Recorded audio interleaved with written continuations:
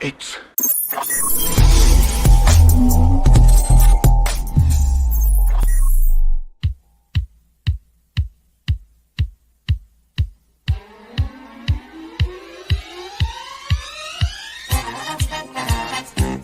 It's time for a little Funky Friday.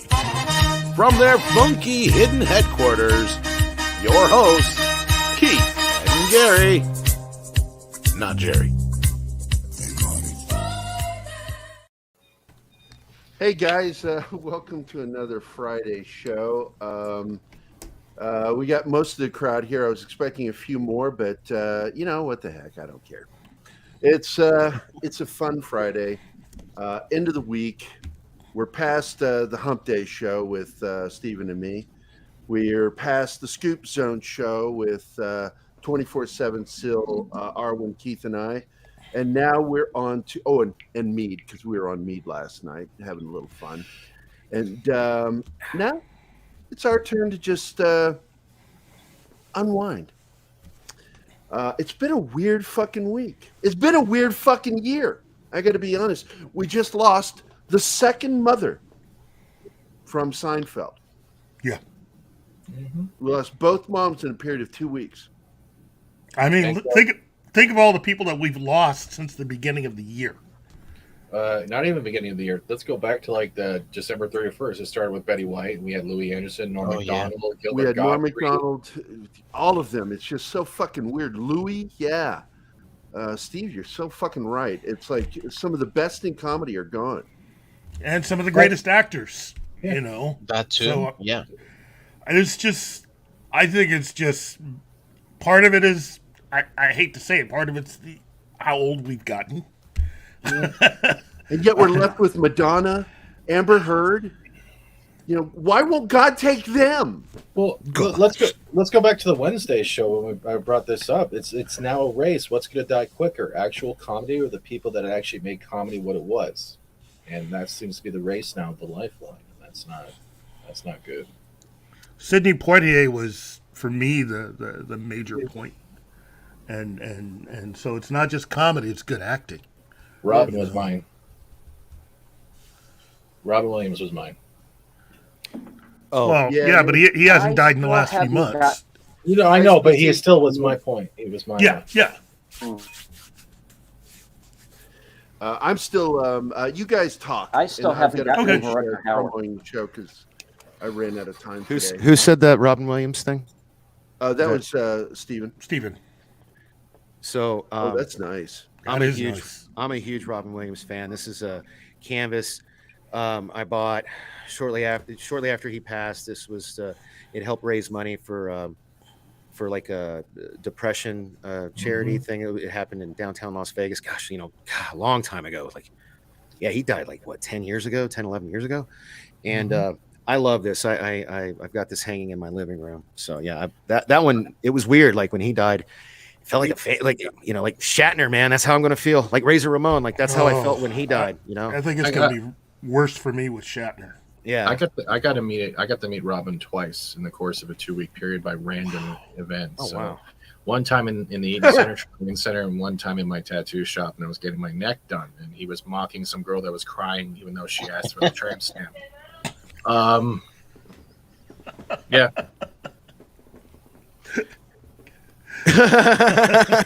No, my cat, my damn cat. I love you, bro. My damn pee. He always wants to jump up on me when I start doing a pod. Hey, you're not paying attention to me. It's like a child. Anytime when Zoe was little, all my kids actually, when I got on the telephone, man, all of a sudden they had to have my attention. You keep reusing the same link of an older stream when you're saying we're live. You did that yesterday too, and today, just now. Sorry. You have the Doctor Strange thumbnail on it, so I thought that was. Sorry. Look, man, want to help me do it? Yeah. Yeah. Well, I've been blasting it out on the Facebook and my Twitter, and I'm trying to do 3 to 4 things at once. Text I was people. listening. Oh, you're sending people to another place. That's it. I wasn't trying to be a dick. I'm sorry. That's natural. Stop it. Stop whining. Hey, go back to playing with your cat. Okay. My dog's not here. He's at the groomers right now. But wait a minute. The link I just put up I clicked on, and it's I just can't believe I called It's my us. dog a she. the live show. I didn't fuck up the link. What? Look at you derailing the show with your I'm not 4 minutes ago. It idiocy, says more Doctor Steven. Strange 2 news, and I'm getting a thing that was over. Yeah, you're looking above. at some old You get the stuff. thumbnail. If you go to our Facebook page right now, I'm talking on Twitter. Oh, dude, look at my. No, you're wrong. Look at my. I retweeted it. It's got Superman. It says the Great Not DC the Shakeup. Superman one, the one above it from 4 minutes ago. let me It says check. we are live. It says we're live. That's the right link. Really? Yeah, Okay. I just clicked on it again. All right, here. This is what I'm seeing. May I show you? Here, just click the share Yeah. quickly. I'll show you this. All right. Yeah. This is weird Four, shit. 4 minutes ago, we This are is a on the air. podcast. More Watching a Doctor podcast. Strange, an hour and 15 minutes ago. That's not what Hit- we're on. This one hit- right below it. Yeah, I know that one, but that's the 4 minutes ago one. I don't even see that on my feed. Hit your Yeah, refresh button. I can't fix it. Look, they Oh, don't wait a minute. Look, when Elon Musk takes over and Yeah. puts an edit Right feature there. on, I'm sorry. this is an I'm important Oh, conversation. Oh no, for me. you know what? I do see it as well. Now, He's- quickly, but don't just delete it. unshare. Who gives Don't a shit, man? The don't big one is unshare. at the Don't top. unshare. Did you guys hear about this though? Hold on, come on. Did you guys hear about what the Quebec Ministry of Health actually linked instead of a video about? Oh my health? God, really? Yeah. Holy Well, I gotta tell you, cow. my mental health is much better thanks to. Well, I go to Xvideo, gotta go to Pornhub. Well, it's called a FAP scene, right? So yeah. Sorry. Sweet patriot love. Sorry. 6, the one that's on the Twitter page right now, top pinned to the top, that is the correct link. That's the one I posted. Yes, it is, and that's all that matters. So let's move on for Let's today's just show. go on. For today's show. We Jesus just lost Christ. 10 viewers. Correct link. Yesterday, 10 yeah, I completely fucked. I boned that one. I boned it. But I've got to get somebody that can Hi. help me with posting these things. So anyway, Hi. Yeah. so I want to We'll- get into we'll get with because that. what was it? A week ago we lost Costanza's mom, and then this week we lost Gerry's mom, Liz Sheridan. How's Uncle Leo? Has anyone checked in on Uncle Leo? There we go. Gerry, hello. Don't put that out there. Don't put that out there. Don't put that in the universe, Steven. So there we go. There we go. It's a sad, she was 93. Yeah. That's a great run, though, man. Come on. She had Yeah. a great life. I won't make it to Anybody that makes it to 63. the damn 90s has had a fucking good life. Yeah. Is Yeah. that I mean, right now that we still have Shatner in his 90s still doing stuff, Yeah. that they still hire him to do things. Mhm. I got. That's Oh, why. that one I can't show you because it's freaking humongous, and I'm not going to hurt myself. But I have a shrine basically that's beautiful. It cost me a fortune. It was one of the Thanks, Nick. I original appreciate it. movie theater sized promo posters of Captain Kirk with that giant ray gun he never used on the show. And you guys know the one I'm talking about? Yes, I know the one. I Of know the the entire photo. crew. No, it's beaming just down, him. or No, just- it or was just him? like it was just a promo picture. of Yeah, him. yeah. Yeah, and it's like, and he never had it on the show. It's like a phaser rifle. Actually, he did have it on the show. It was He had so- it was it, No Man Has Gone Before. Is he? Yes. That was Yeah, it. Yeah. Only time it was used because it was actually a prop from the previous pilot Mm-hmm. that got carried over. Yeah. Okay. So Yeah. they didn't have a lot of money. So No, I love William Shatner. I met him refurbished several it. times. My They do son shit. is actually, I think I played this on your show or maybe a different show, but my son's been in one of his documentaries. I've read all of his books. Like he's like my hero, Well, it's hard not to really admire him.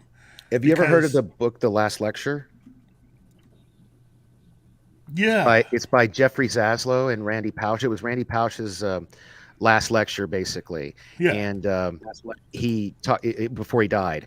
And one of the chapters is dedicated to Captain Kirk. Not necessarily William Shatner, but Captain Kirk. Captain Yes. Kirk was his, yeah. So I highly recommend that, the last lecture. Anyway, sorry. Oh, that's all right. Yeah, put that in the either send it through the Twitter account or in the private chat here because I am curious about that. I like to read that. Oh, yeah, no, totally. I have the book on my shelf right over there, man. But here, I'll put it in the private chat. Holy crap. She actually said her name is Ray Palpatine 2 hours ago. Who did? Who did? Daisy Grizzly. It's just Ray. Technically, it should be Ray Palpatine. I was mentored by Skywalker, even though he was kind So of... you're not a Skywalker. You're a goddamn Palpatine. Suck it, SJWs at Disney Star Wars. You know, Right. there are crimes about identity theft, man. Yeah, there is. Especially Skywalker theft. Even in the fake world of Star Wars. I think Daisy is I think she's more like us than what we've been I have no told. doubt. I like her. I think she's Yeah. a good kid. No, She's good at it. that's why, like, so when the My name is A New Hope came out. Oh, I'm sorry. Did I say that? I mean, hell, it's so terrible. I forgot the name. What was the first one? The first Star Wars: A prequel? New Hope. No. Of the new ones. Oh, the the JJ. new Disney. Oh, trilogy. Force Awakens. Force Was that it? Awakens. Yeah, Force Awakens. So when that movie first came out, I was suckered and I loved it. And I had a couple friends who were like, "No, you're an idiot." Blah blah blah blah blah. And I think it was the weight of her as an actress carried it so much that I liked her. I was invested in her. But upon rewatching it over the years, I'm like, Jesus, this is fucking terrible. You know, but she's good in it. You know, but It didn't age well. I'm going to Yeah. tell you. I tried watching it again too, and I was like, and it's not just because. And I said this at the time though, and it's true that for its status as a film was completely dependent on what followed it. That's the problem with the movie The Force Awakens. And with The what Last Jedi's follows terrible. it, dismantles everything they put together in that film, and so therefore making it a moot film. It's just yeah. It is. Whereas- It is a. the beginning because it could have been a good film if it had been followed by better films. Yeah. And then But I it wouldn't was have minded so dependent much. on It that. was That's the basically A problem. New Hope. I It was have a basically a question. reboot of A New Hope. Yeah, It really was. Yes. I have a serious quick question. Since we all get mentored by Gerry, are we all serious? Like I'm Fat Steven Kissel now, and he's like Kissel and biking It's out. hey, it's Cassell. Listen, Get if it you wanna right. put lipstick on. Get it Kiss right, Ass, you do it fucking after the show. Canadian fuck. It's Cassell. If he don't say it to you, I fucking will. Like if somebody calls me Oh my Ballard, God. I'm like Ballard? it's Ballard. No, it's Ballard. My last name is Ballard. It's not Ballard. This I- is I- the I ballet just of straight up- ballards. It's my fucking name, dude. That's no people. My buddy Life. His name is Life. People call him Yeah, Leaf all welcome the to the time. next derail of the show. Shit on Sorry. Steven. This was brought to you by Pop Culture Mind. Whatever. I Mine always was- pronounce At a least my fucking name. derailment Please is continue. entertaining. Your Please derailment continue. is I a waste want- of time talking about a wrong link. Okay, so whatever. I'll back off now. What were you talking about, Steven? I with- forgot. I'm currently talking. You were talking about stealing a name, Cassell. Oh, because Exactly. you know how she said in the video, like it's technically Ray Palpatine, but she was mentored by Skywalker. So since you mentored Right. us in Pop Culture Minefield, we can just take anyone's last name we want and just use that as identity theft. Well, why are you calling yourself? You this? can all call yourselves Minefield. Yeah, Minefield. I would really, yeah. Instead of Dork Knight LV, I'm Dork I'm Knight Ray Minefield. Minefield. Yes. Yeah. And, I'm the brother. you know, and people wonder why the name Minefield is so perfect because some of these subjects are touchy. Yeah. And we've ended up in little debates on the show because of it. Yeah, We're all good, you know. But It's they're like- healthy debates. They're not like political, like left versus right. Like I hate you. I'm going to unfriend you. You know, can you You vote just shit on me about pronunciation of a last name, Dork Knight. Yeah, but like I didn't. I mean am a it. Like, strong female woman hey, here. you know what? And that's fine. And if you had self-respect, you would respect yourself and others. And part of showing that respect is Oh saying my someone's God, what name is correctly. this fucking elementary school? Jesus Christ, guys. I'm out. Hold on. Hold on. This Why would you rant pick- was brought to you by Nag Cycle. Nag. All right, guys. You either love it or hate it about me. I'm sorry, guys. I'm gonna mute myself. now. Love it no matter don't what. mute No, yourself. don't mute yourself. Jesus Christ. Shit, I'm clipping this. If Next we're not fucking topic. giving each other shit, I don't know why we do this show. Social media. So basically, look, there's this huge shakeup coming, and as you guys know, we are always talking with Mikey Sutton daily. It's like we don't miss a day with Mikey. We're always talking to him. These sometimes are short chats, sometimes they're long, elaborate chats. And one of the things that's being talked about right now is really the deconstruction or shakeup of what we know as DC cinema and has me DC excited. Comics, to be honest with you. Oh, this has me excited. Because Discovery, I mean, look, we're already seeing the foundational reconstruction of what we got right now. because a lot of people thought that Hamada was the guy who was supporting Hurd and Ezra Miller. And Miller, But yeah. come to find out, really, it was Ann Sarnoff. And Sarnoff, yeah. And Ann Sarnoff was unceremoniously, not in a very polite way, giving her walking papers, get the fuck out. You're gone. Now, we're stuck with Toby Emmerich. Doesn't this have to do with the Amanda Heard thing, though? Like the lady that got It's all ousted? connected because Okay, it's all connected. Zaslav, as we have heard, it's come down the pipe, man. He fucking was pissed that both of them weren't fired. Right. Yeah, I read this somewhere. Yeah. They've talked about it in Variety. They've talked everywhere. The fact is, Variety. That's where I read it. the Variety, mistake that's being made, and even Keith and I made this mistake, is that we thought it was all Walter Hamada doing this. Yeah, we all thought and that. Toby Emmerich, but until his end, testimony, right? Yeah, the 3-hour testimony. Yeah, I read about Truth that too. comes out from Hamada, and he decries he was not a supporter. That these were all going back to Ann Sarnoff. So, yeah. Do you think they're gonna do the Kevin Spacey thing with her now?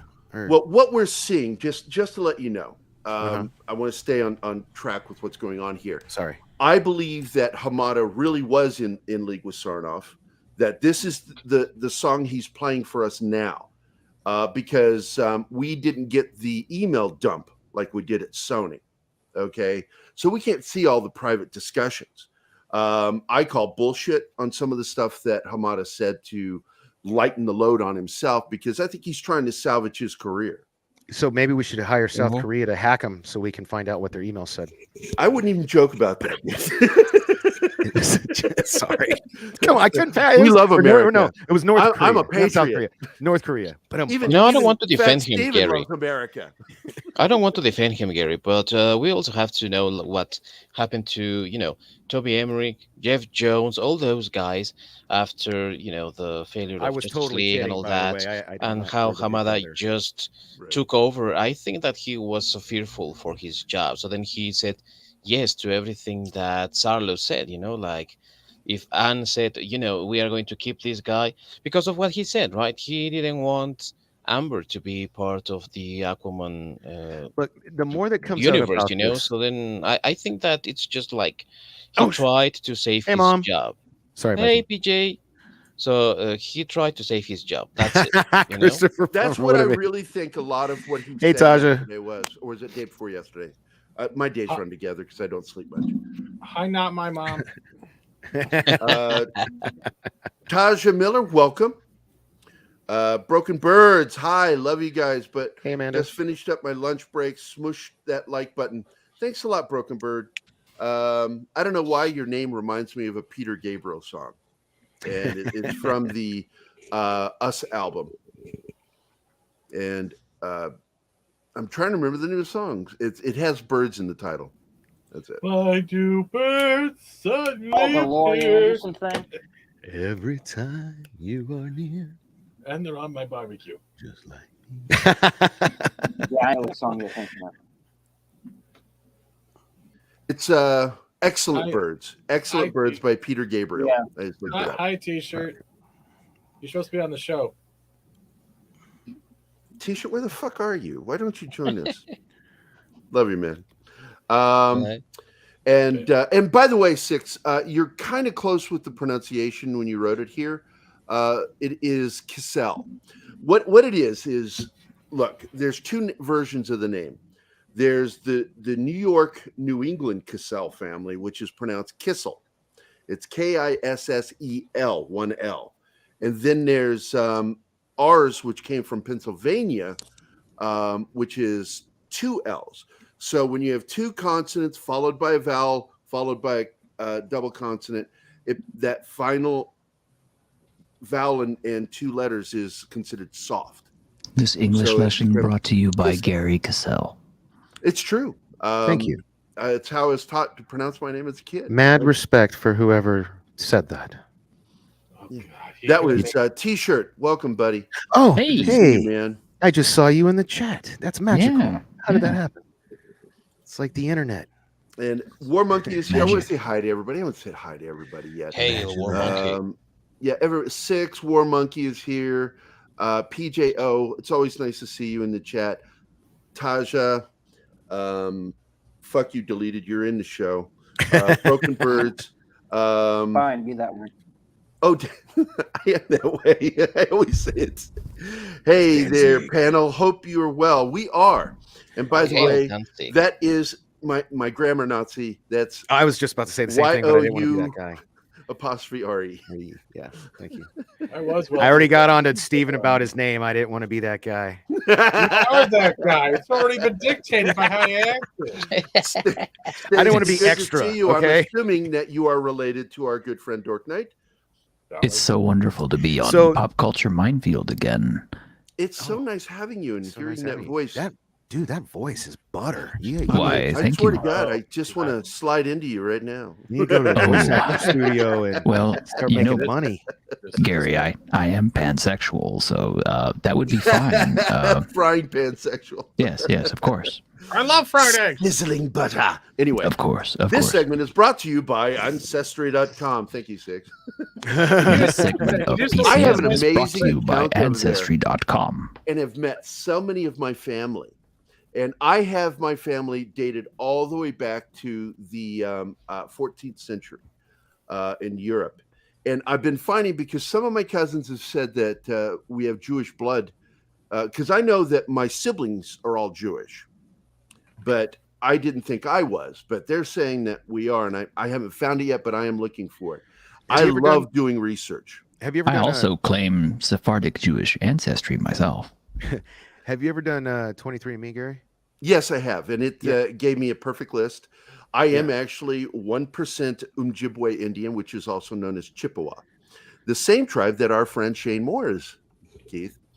And so that, I guess that explains why we're friends. Him and I, not you and I. I am West African. I have a small percentage, by less than 1%. All life started in Africa because, like, I'm convinced of that because everybody I know that's done 23andMe. Biologists It's have like- stood against that because it doesn't explain the Asian culture. Okay, Because fair enough. there's DNA in the Asian culture that's not found anywhere in Africa. And so scientists have finally said, maybe we should step back from that a little bit.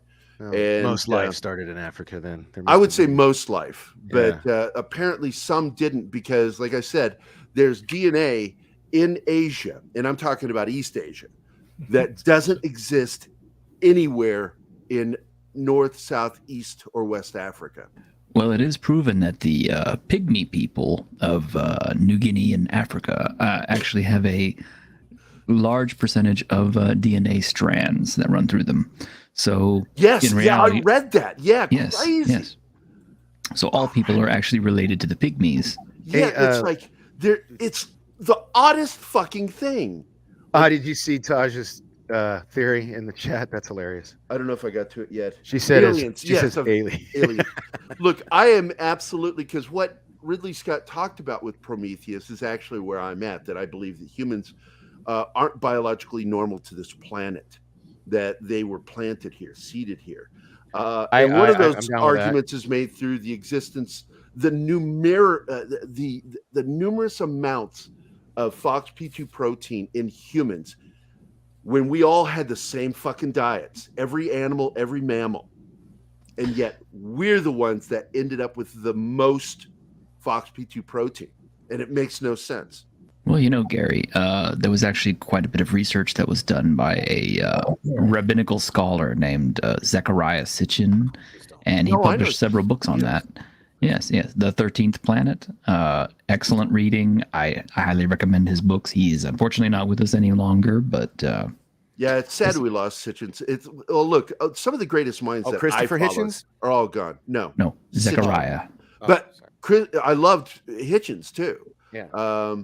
He was my kind of guy, and when we lost him, I'm like, we got left that with was a that bummer. other asshole atheist. What, Yeah, Bill he's Maher? one of those just so anti-religion. No, Hitchens' main problem was the proclamations of certain people within the Catholic Church, beginning with what's her name, Mother Teresa. Because I had problems, even as a Catholic, I had problems with her because she believed way too much in divine suffering. And so therefore did not impart comfort onto any of the people she cared for. They slept on terrible beds, sometimes floors. They had hard chairs, nothing comfortable. And yet they were given billions of dollars. And you didn't see it in the care. You didn't see it in the care. And there's still questions. And Hitchens started that shit. Investigating, like, where did all that money go? Where did it go? Because it didn't go into patient care. Just out of curiosity, does anybody else find it extremely ironic that we're positing these theories and discussing this on Good Friday? Yeah, Good Friday. Yeah, PGL, that's right. I It is don't Good deny Friday. that it's God that did it, but we were seated here. It was not, it didn't happen the way evolution said it happened. The precursors to evolution. My cat just farted, and it's disgusting. Yes, it is. Oh, that's awesome. Thanks for sharing. Well, if I have to suffer it, you got to hear about it. Jesus. All right. So we Covered need me in to hair. really kind of get into some of the subjects today that we want to talk about. Yeah, we were talking about DC, but then something happened. Well, I want to go first to this article by Mikey Sutton himself. Let's go ahead and show this motherfucker. Settings. I don't want to go in there. I want to go into share. I'm so brain dead right now. I'm hitting wrong buttons. There we go. And I'm going to bring us down to the bottom. Oh, thanks to you, I actually follow his site now. Actually, I did read this, so I'm prepared. I read this. All right, cool. Yay! Someone Love him for what? Farting on me? That was a mean thing to say. Jesus. Warner Brothers Discovery plans to replace DC Films president Walter Hamada. Warner Brothers Discovery CEO David Zaslav is looking to replace DC Films president Walter Hamada. This is part of Zaslav's plan to restructure DC Entertainment. It's only part of it. Variety broke DC Entertainment to overhaul yesterday. They reported David Zaslav, the CEO of the combined companies, and top leadership have been toying with the idea of turning DC into its own solidified content vertical. That's a vertical portal. If you don't know what that means, that means sense. It'll be its own thing. Yeah, which it should be, So if you want DC Entertainment, you go through that vertical portal. Which it was at one point, wasn't it? Yes, they did. They started out with that and then reneged on it. And when they started HBO Max, worst name ever given to a streaming service. Why didn't they go with HBO Plus? Everybody else seems to be using No. It is the Warner Archives. Okay. Yeah. Why would you call it the Warner Archives? Access to all of Warner's entertainment. Call it HBO Max. Dumbest fucking naming. And I said this back when they did it. Keith will back me up on this. That whoever came up with that name should be dick punched or crotch punched. He did. He said that. Yeah. Dumb. Do they own Cinemax also or something? HBO? I don't. Is I don't know, but they own Is TCM, Cinemax mate. even still around? To be honest with you, Yeah, it's still here. It's still here. It's how out of it I am. I haven't had Cinemax. cable or satellite in decades. Like literally. They own TCM, which is practically the archives of Warner, which is what Gary's saying, all those classic films out I'm there. sorry for anybody having trouble understanding him here. Hold on. I'll give you subtitles. Here you go. Well, Start fuck again, them man. all. Does that work? Yeah. Gary is the best host. Let me pull up the video. Oh, and it's caught up now. Here in merry old England, we only hope, nay, dream of having it as awesome a show as Pop Culture Minefield. Thank you. That was very kind of you. Was that true? Yes, of course, yeah. Wow. That's Wow. That's awesome. Wow, I'm so gullible. You were supposed to show that thing. Well, No, I you got to did get to this. it. You got. I got a fever. Wow.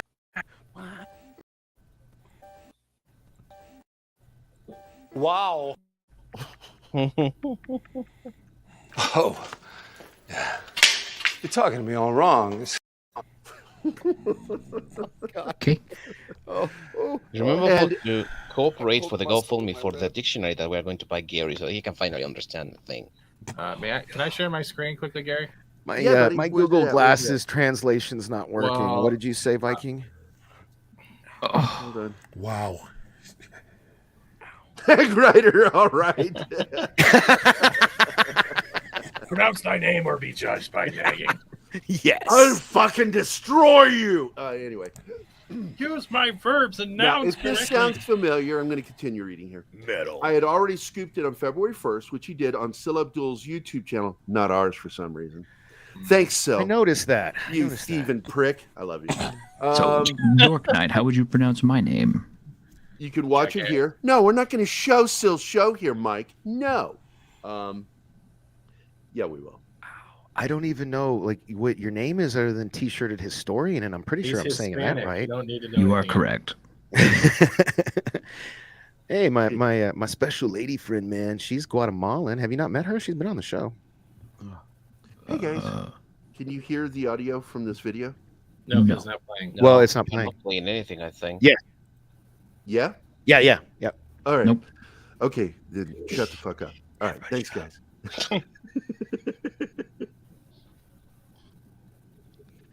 And Fat Stephen, when are you going to tell your friend Putin to stop what he's doing over there? It's bad. Right after Gary tells you to shut the fuck up again. Oh, okay. I can't hear anything from my There- keyboard. I There's no can't hear audio. anything. Same. mate.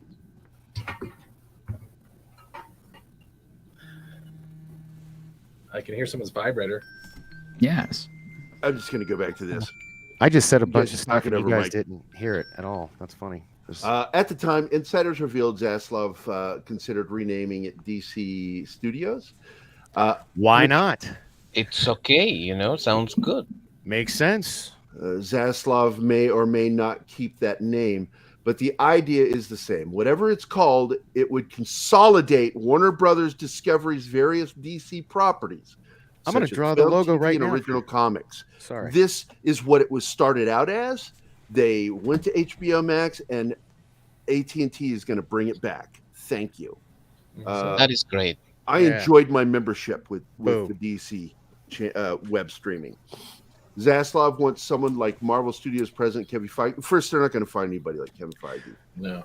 Well, Even Kevin Feige isn't Kevin Feige. I So keep here's the saying thing. it. to Well, not people. anymore. that's a once in a at least generational talent, and it's already been. He's been in charge already, almost an entire generation. So it's going to be like they're not going to even entertain the idea of finding somebody like that for 10 years. I think. Well, once certain people are removed, because we talked about this privately yesterday and on Meet last night, that John Favreau would be an excellent person, a fully capable person of doing what Feige does. At Star The Wars, thing is, though, right? You're talking about Star Wars? There's a lot of things that went wrong behind the scenes that did damage to Favreau's faith in certain people.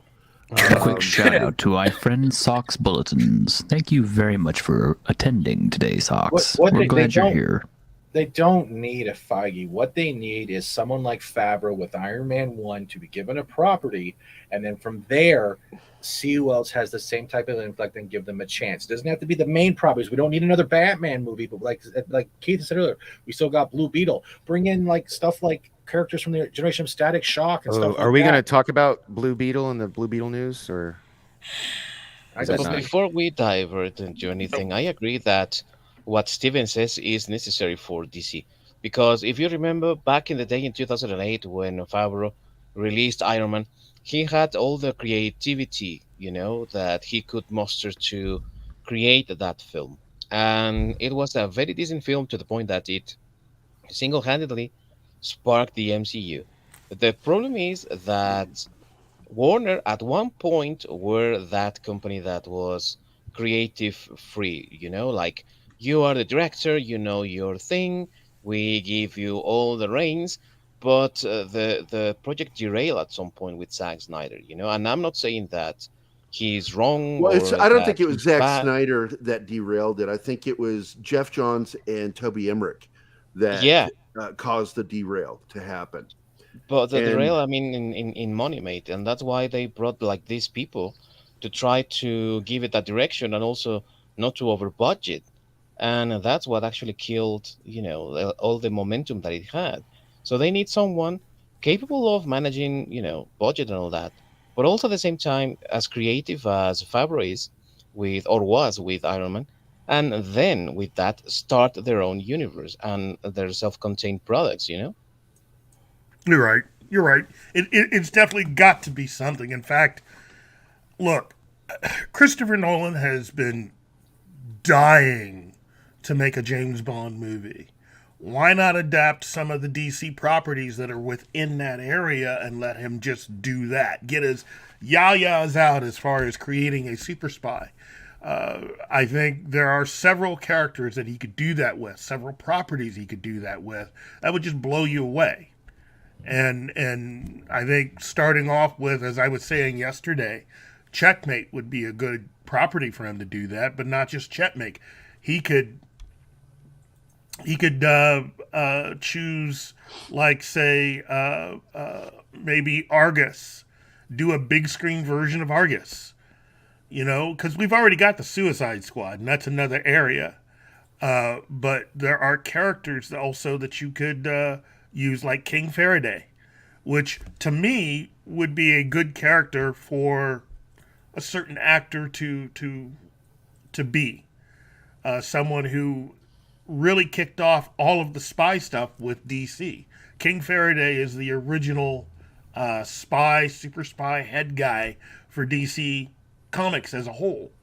And so you could have someone like, say, I don't know, you could get someone like Ryan Reynolds to come back to be that person, seeing as how he's done all that action stuff on Netflix, half of which a lot of people haven't seen. So... Yeah. The thing here is that I feel like, as Elrond said, the list of allies for DC is growing thin, because they had their, Christopher Nolan's animosity when they released Tenet on the HBO Max thing and all that with the pandemic and everything. Yeah. I don't know if Nolan is willing to work with he them is. anymore. No. He and Zaslav have had a meeting. Zaslav, during that time when he was, sitting out before he could officially do anything, he did meet with him. I think he's willing, from what I've heard, he's willing to come back. In fact, he's willing to produce Man of Steel 2 if Zack Snyder's directing. Which I think would be good, because it would give, like a continuation to what started, really. But what I would really like to see is Henry Cavill given an opportunity. I tweeted about this before. Yeah. I want to see Henry Cavill play with something decent, a decent script. One that respects the character of Superman, what he really is and what stands for, not the constructions, creations for modern audiences, or like, this is not the Boy Scout you thought he was. No, what I want to see is the Boy Scout Superman, the character that we know from the comics, but played by Henry Cavill. I think that's a good opportunity there, I think now that David Zaslav's in charge, he will definitely take it upon himself that if there is, or I should say, when there is a new Superman movie, he will be a part of whatever they got going on. He's going to make sure to look over a lot of that, because this is going to be very important to relaunch this character and to really relaunch DC Studios. Do you know who the biggest winner of this is and who gets the last laugh? If I heard you guys correctly while I was dealing with the cat, is Henry Cavill, because they could have had him for dirt damn cheap, but now he's going to come back and he's going to produce it, and he's a big time star and he's going to get more money. And whereas if they'd have just, locked him into a deal like they did with like all the Marvel guys, See, I have a question added towards this then. If this whole rework and overhaul that's going on through DC, is this going to contradict the rumors that the new Supergirl was going to be taking over as the Cavill place? And does that put it like an actual roadblock in that plan? No, it doesn't have to, because of Flashpoint. Sorry, go ahead, Keith. I didn't mean to interrupt. I was going to say, seeing how it is not a part of the creative people that David Zaslav likes, anything that is outside the purview of that original creative idea and was not someone cast through either what Dwayne Johnson is doing or through what Zack Snyder is doing, you're gone. You're just gone. Good. And this is all part of those projects that were being greenlit real fast Yeah. by the people that knew they were going to get fired, knew that they were going to get let go. That Batgirl project was done in an effort to try to basically throw something against the wall and see what sticks. It was not well thought out, and it wasn't done in conjunction with the creative people who were going to be running the rest of this once you come out the other end. So, as much as I like the actress playing Batgirl, she was not someone considered by the creative people that are putting this on. She's gone, as far as I'm concerned. So that will fall into the same thing then with the Supergirl, because I hope at the same time Zaslav is going through their costume department, and whoever's designing these costumes and making these beautiful people, male, female, whatever, you look like Captain Frump out of a Ren and Stimpy cartoon. And you know what? It's the truth. No one wants to look at something that, honestly, if you want to be saved by a hero, you're expecting either, like, it's like the reluctant hero, and eventually they accept their powers, they move on and become embraced by it. Or you can see things like Superman, who's there as an imagery. Then you have Batman in the shadows. Then we look at the new Supergirl, I'm like, you look like two Crayola markers had sex and then said, "Oh, we don't want you no more." And then you're talking about the one with the short hair that they revealed. I'm talking the costume, not her. The costume. Okay. They're making them look frumpy, and that's not. All right. So this is actually one of the things I wanted to cover. We got passionate about this backstage earlier. So let me put this to the side here.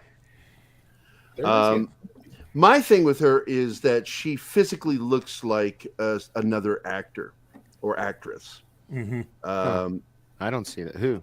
She reminds me of Michelle Pfeiffer in a way with just the body. No, I brought this up, Keith. I actually love this casting. Yeah, she looks a lot like Rosario Dawson. Yeah. Nah, I mean, like when Rosario Dawson was 17, maybe, you know. Okay, the age is irrelevant. The looking like is yeah, she looks like her. Yeah, maybe. I agree. I think. Look, I think if I were to have if I were someone that could cast her in something, I would not have made her Batgirl. Oh, why? I would have made her Bumblebee. Yeah. What? But Bumblebee. You heard me, Bumblebee. Gary makes a good point, because right now, look at the top right smaller article. We have Rosario Dawson as Ahsoka. You can actually make the comparisons right on screen. I don't see it. Look at the squared off jaw on Rosario Dawson. Look at that. Look at the I don't know. I don't know. Never mind. Not even the same race, you know. She looks like she could be your sister. Yeah. In something. No. I could. How? Like one is clearly Latina, one is like less Latina. Well, again, I would have casted her as Bumblebee, because there's no reason to have a Batgirl if you don't have the rest of the Bat family ready to go. Look, if you don't have Robin already, then you're already, running out of ideas. Yeah. And to me, it makes no sense to just skip over that particular important character. But here's the thing. You might think Bumblebee is an important character, and everybody on this panel might think that, but like you were talking to me earlier about how the studios have no confidence in, say, like a particular actor. They probably don't have that type of confidence in that particular character. So while I do agree with you, they didn't have to gender swap Batgirl. That's the thing that Hollywood does now. They're checking off these boxes, and they want to be more inclusive. And instead of bringing in a character like gender swap, race swap. Race swap. Sorry, okay. Race swap. Sorry, I misspoke. Race swap. Instead of race swapping, or they should have done like Bumblebee, because Bumblebee it's this is hatred Latino. of gingers in Hollywood. It's a ridiculous thing that exists. It exists. Bumblebee's just not as popular. 1 and 2. Maybe there's a rights issue with movies trademark because of the Transformers or whatever. I don't know. You have a good argument up until the MCU came along and made Iron Man popular.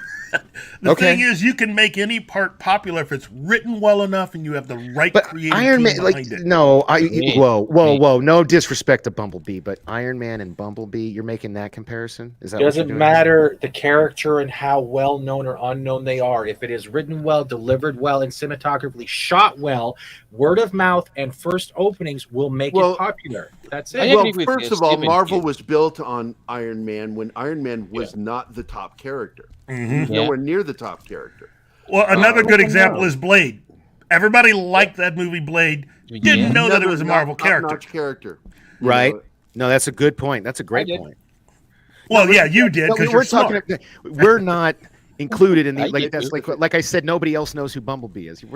We knew, but like nobody knew. Like that's a great example. That's the yellow and black costume with the pom pom Mickey Mouse style hair that we've seen in later editions of cartoons. Correct.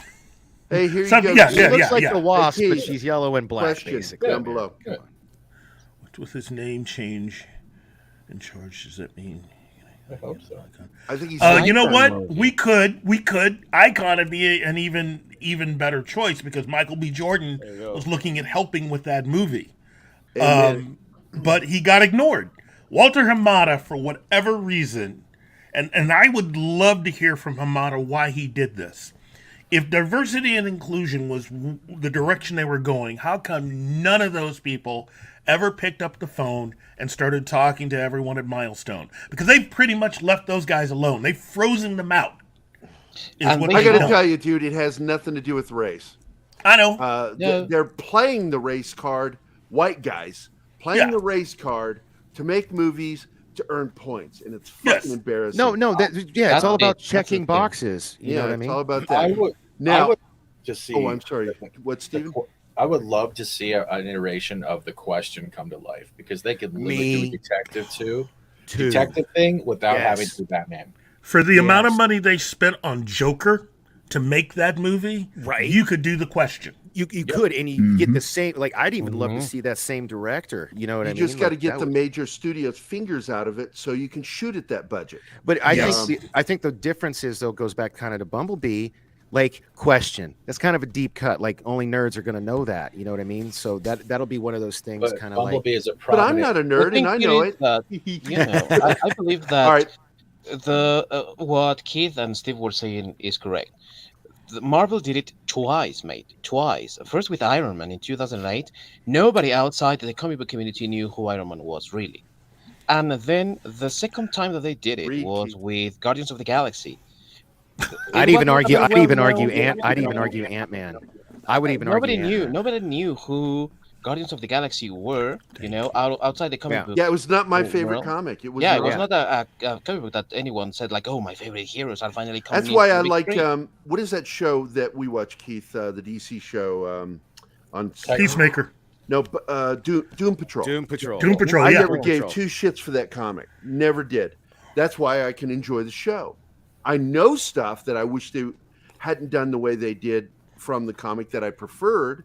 Yeah. But I still enjoy that show solely because of the fact I have no affection for the comic. So therefore it doesn't bother me. And I find that this is true with most people with these things. They either don't know the material or because I was just talking to a friend of mine who's a journalist over at Bounding. And she and I got into an argument about Halo, of which I was criticizing it. And she was saying, but I love that. And I'm like going, you didn't play the game. And she goes, no. And I went, there. That's why. When you're not aware of the things from Halo, you don't understand why the fans don't like it. And here's the problem. Why are you making Halo and alienating the fans? Mm-hmm. It's a built-in audience. Yeah. Same thing with any fucking property. Why alienate that fan base? It's the problem that we keep asking, and we've been asking since we started this show. Yeah. Not and today's show. Yeah. But it makes no sense. If you're someone that actually loves what they're doing with Halo right now, how do you know you would not have loved if they had made a Halo that was for the fans? You probably would have loved that, but you don't know. Yeah. War Monkey The gets thing is it. that, Iron Man, for example, as an adaptation, was a respectful adaptation. Sure enough, it was updated to quote-unquote modern audiences because now the terrorists were, Afghanistan or whatever. But the core essence of the character, the core essence of the story was there. So the situation here is that these new adaptations are, race and gender swapping characters for the sake of earning points and ignoring completely other characters. Like, look at Static, mate. That character could be the Spider-Man of DC right now because it's a young character, earns powers by accident, and has, quip witty comments and intelligent and smart and funny. So then you have that character there on the shelf and promising Michael B. Jordan, yeah, we're going to go with that. He has expressed interest in executive producing that thing. Of course, he doesn't want to star in it because he's too old for the role, but he says, I'm betting money on that character. And they have just slammed the door on his face, you know? Yeah, well, that's well, because... while we're on this subject, because I've been trying to get us to move to the next subject. Sorry. I have the big screen up and everything, and we're all tiny. Casting details, working title for DC's Constantine reboot. That's resurfaced again. It's resurfaced because JJ is begging people, please talk about this, so it stays greenlit. Because he's losing this fight right now over at DC. Because Zaslav doesn't fucking care for it. Well, plus we learned from Script Doctor that he may not have been given any of this money that was reserved for him because none of his projects are moving forward. Which is the reason why every single project he's got is all about race swapping. That's all he wants to do. And it's like, that's creepy as fuck that this dude wants to do that all the time. Because he doesn't have any original ideas about him. And new details regarding J.J. Abrams' upcoming television reboot of DC. And once again, this is CBR, not one of my favorite places. I don't like CBR. No, CBR is garbage. Of truth that I want to eat. I can't stand them, and I can't stand Screen Rant, but often they're the only ones with the story, so I end up using them. But I also end up making fun of them in the process because they'll say stupid shit within their own articles. After you're done talking about this, can I ask you a question? After you're done, what is that again? Whoa, wait, go back up. Stop right there. Yeah, Aquaman. Wait. Previously reported the HBO Max's Constantine was seeking a... So they really are going to go different. Oh, geez, JJ. This is almost as interesting as when you decided to have a king and queen of Krypton. But the problem is here, like, honestly, I don't think JJ did it, but like, there's already a property sitting there that they could do a dark universe without even having to touch this stuff. This is a two-part thing. First of all, why is no one continuing the Brightburn universe? First of all. Secondly, can DC pull off an X-Files style using the Challengers of the Unknown? Yes. Challengers of the Unknown is kind of like A-Team mixed with the X-Files. Yeah. And that would be... people would lose their minds, but you need... And then you have everything you need. Yeah, you've got everything. I'd like to see an OMAC series. I'd like to see an OMAC series. I would too. But you need talent for that. And they don't have anyone with talent enough for that sort of thing. Not yet. You get the right people, the right creative people involved with this brand new DC Studios, and you're going to be off and running. I mean... Does Zaslav have a Twitter? I doubt it. Think so. Not a public one. I want to get to the chat here because War Monkey, you nailed it here. Doom Patrol is fantastic.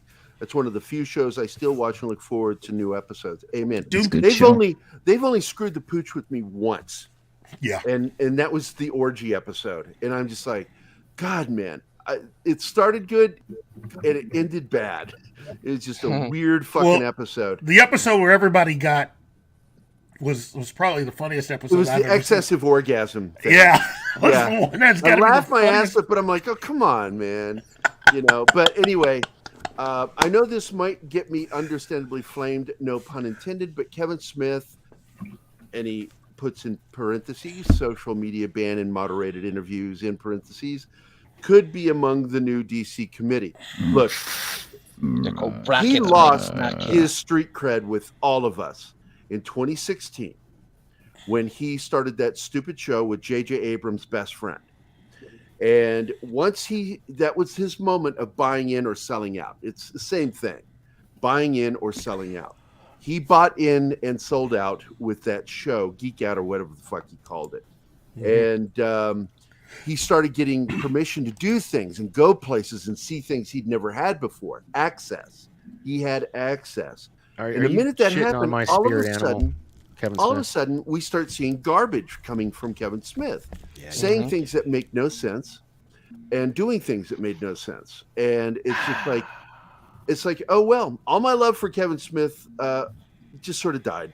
It just sort of died in 2016. So And that's a shame. I'm a huge Kevin Smith fan. I like his early stuff. My son I'm is done with him now. It's my the son's version of him now that I don't go with. Well, With the crap, and not only the stuff that he has made himself, but also the properties that he has taken. I mean, just look at what he did with Masters of the Universe, and every single Masters of the Universe don't open that he can didn't of do worms. that. Keith and I've First of all, we want to reiterate that's not Kevin Smith. Kevin Smith's name was used. He had no control. He had nothing to do with that. What's his name? Yeah, we know what was the dude that works for Ted Baselli. Yeah, Ted Baselli, yeah, over the toy at guy, Netflix. the stop motion toy guy, that guy. Yeah, The actor. He was an actor. Yeah. That's all he was. He was an actor prior to getting hired at Netflix.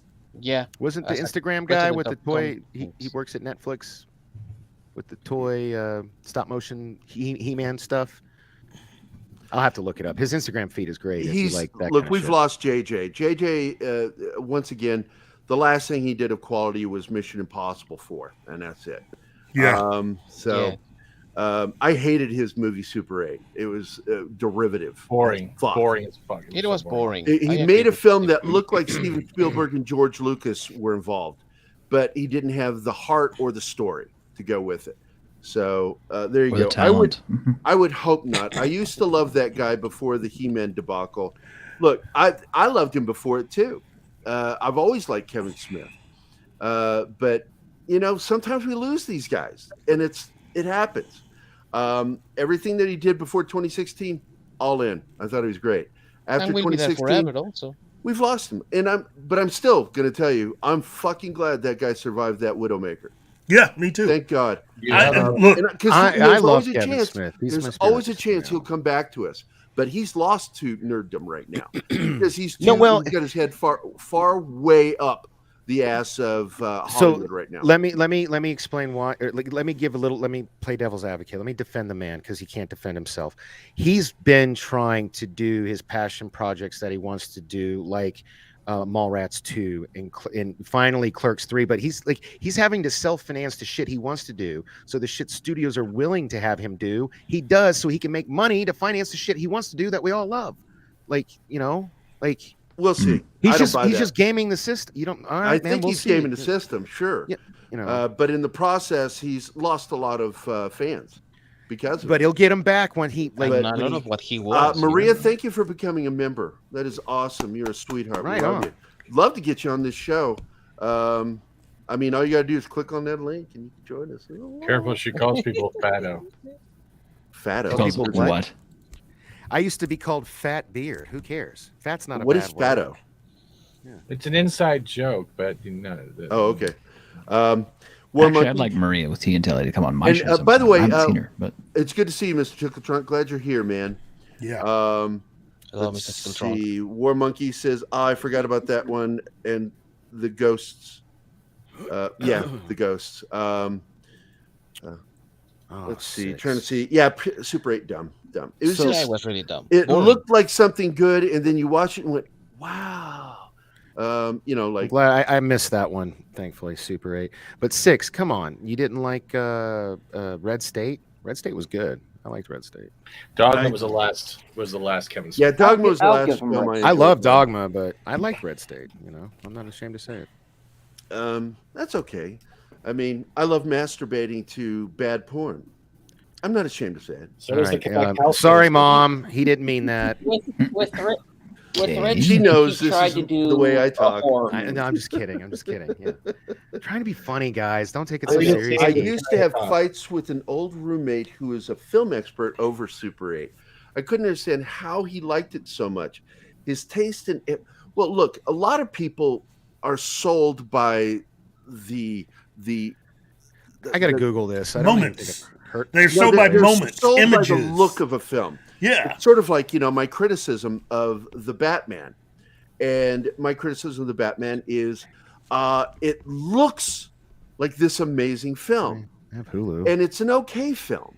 Why That are we looks talking about like this a film? greater film? I just Because googled it. it's I've in the never even news. heard of it. I've never What, even Super heard. 8? Yes, I agree with Yeah. you, Gerry, you know what I feel when I watch things like Super 8, for example? Tusk They is a are an baller excess movie. of paying homage, that goes into copying territory or something like that, like ripping off openly to something.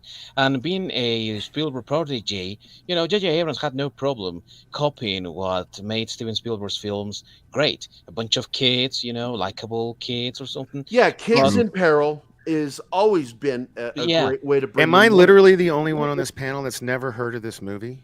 Which one? Super 8. Super Probably. 8? I heard of it. I just ignored it. Yeah, I mean, I've never seen it. I've never even heard of it. I don't recognize. Oh, it's a J.J. Abrams. See, I just Googled it. I'm Yeah, looking at J.J. it. Abrams co-wrote What, and was directed this his like first movie or something? Like, what's the No. big deal? No, No. Far from it. no. It was his last movie. Yeah, So that- well, so I should be next to thankful for last. the- It was that was- before. It was between. It was between Star Trek. Mission Impossible and Star Trek. Yeah. Yeah, it was Okay, his, so I that's should what I be mean. Is his thankful I have last those movie that was not part of a Extra, property. extra. Yeah, I like should an be original thankful I have story. those extra 2 hours of my life that I haven't wasted on that movie. But then, is what it sounds we like. brought up Batman, and I want to get back to this. I don't want derailment here. This was written by Mikey Sutton and Joylyn Francisco, and he brought up something that I've been saying this whole fucking time. I've been saying this, that it was never going to break $1 billion. There was no way. And I knew that more damage to it would be done if they had released the director's cut of Spider-Man No Way Home. But on its own, it still couldn't do it. And they did things to try to fix it, and nothing helped. Nothing helped them. Gerry, I have a question for you, mate, because I have been out of the loop with the news on the Batman. Was anyone expecting it to make $1 billion? Really? Oh yeah. Warner was.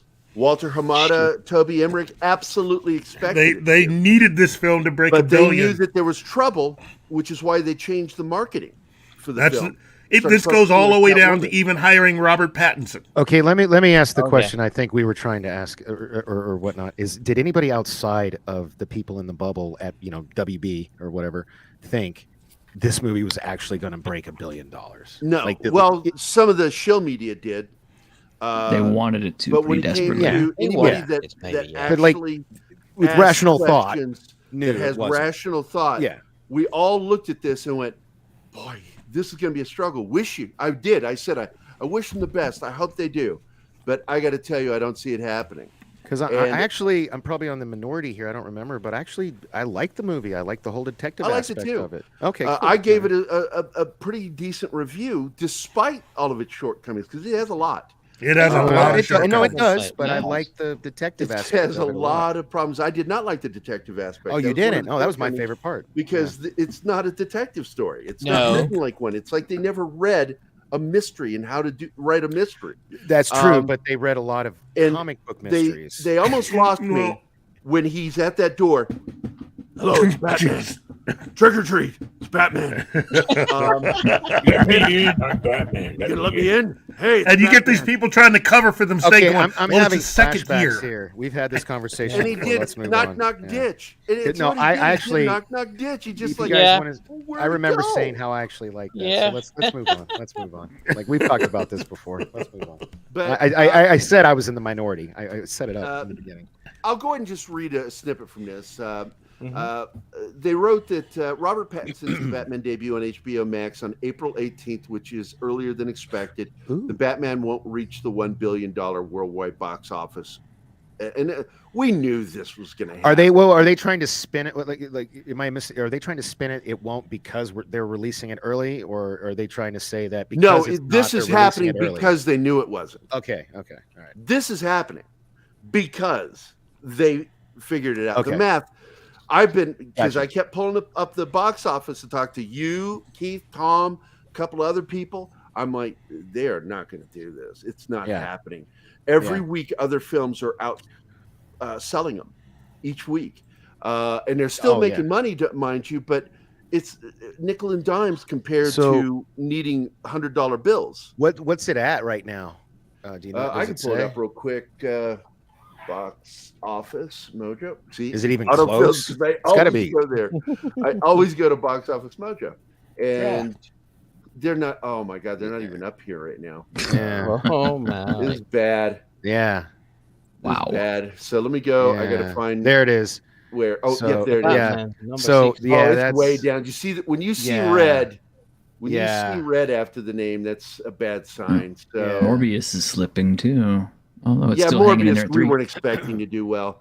Yeah, I mean, that was a honestly, I hate slop to say shot it. film. I that haven't pieced even it watched it together, and yet. it's not. I Should I still watch enjoyed it? it. I Should- enjoyed it. No, go watch it. It's Go watch it? enjoyable. Okay. Okay. It is Which one? enjoyable, but it's got problems. Is it Which is one, it like watch it in the theater, or is it like I can wait till it's streaming? It's choppy with the way they edited it, and they did things that they show in the trailer that's not in the film, and it Gar- should have been. But Gary. anyway, we look at these numbers. Here's where they are worldwide, and they're not even going to break. close. Yeah, they're not They're even close. not going to break 8. They're Yeah. not. No. Which They're is not. what I said originally. Remember that, Keith? I said it'll probably hit 7. Shit, do you think they'll even? Do you think they'll even get to 750? 800 million? Oh, they'll No, probably like get to 7.5? 750. I think they'll get. I think they still have a shot at making 800, but Okay. I think it's a long shot, mate. it is Yeah, a long yeah, shot. It is yeah. a long shot, but they'll never break 800 million. In fact, I don't even think they've made as much as Batman v Superman worldwide. No, I don't reckon they did. You know. Because Batman v think- Superman was somewhere around 8 something. Yeah, and once again, the thing that saves them is the international, because domestic, that's all they made. Yeah. No, exactly. That's all they fucking made in the United States. We are their primary market. Nope, they literally kicked Batman versus Superman worldwide 873. Yeah. Yeah. So there you go. Yeah. Man, it's just there it is. And so I'm not even going to read the rest of this because I know what they're saying. I know what because Mikey and Keith and I talk. This is just such an obvious thing to happen. Hamada doesn't get his what's her name? Ann Sarnoff, or not Ann Sarnoff. What's her name from Sony? I know. he doesn't- Pascal. Amy Pascal deal. Because he wanted the Amy Pascal deal. Because if this film had made $1 billion, he would have gotten that. His name Yeah. on every Batman film after. Yeah.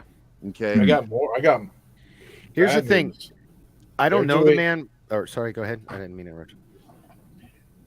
Fantastic Beasts: The Secret of Dumbledore. It came out on the 15th, right? You know what he's talking about it. You Yeah. kicked 56 Dex to the curb, million. and the fans said, fuck you. 56 Yeah. million right now. Yep. Worldwide. When It's did it come bad. out? 15th. The 15th last week. So here you go. This Isn't is today the latest 15th? news.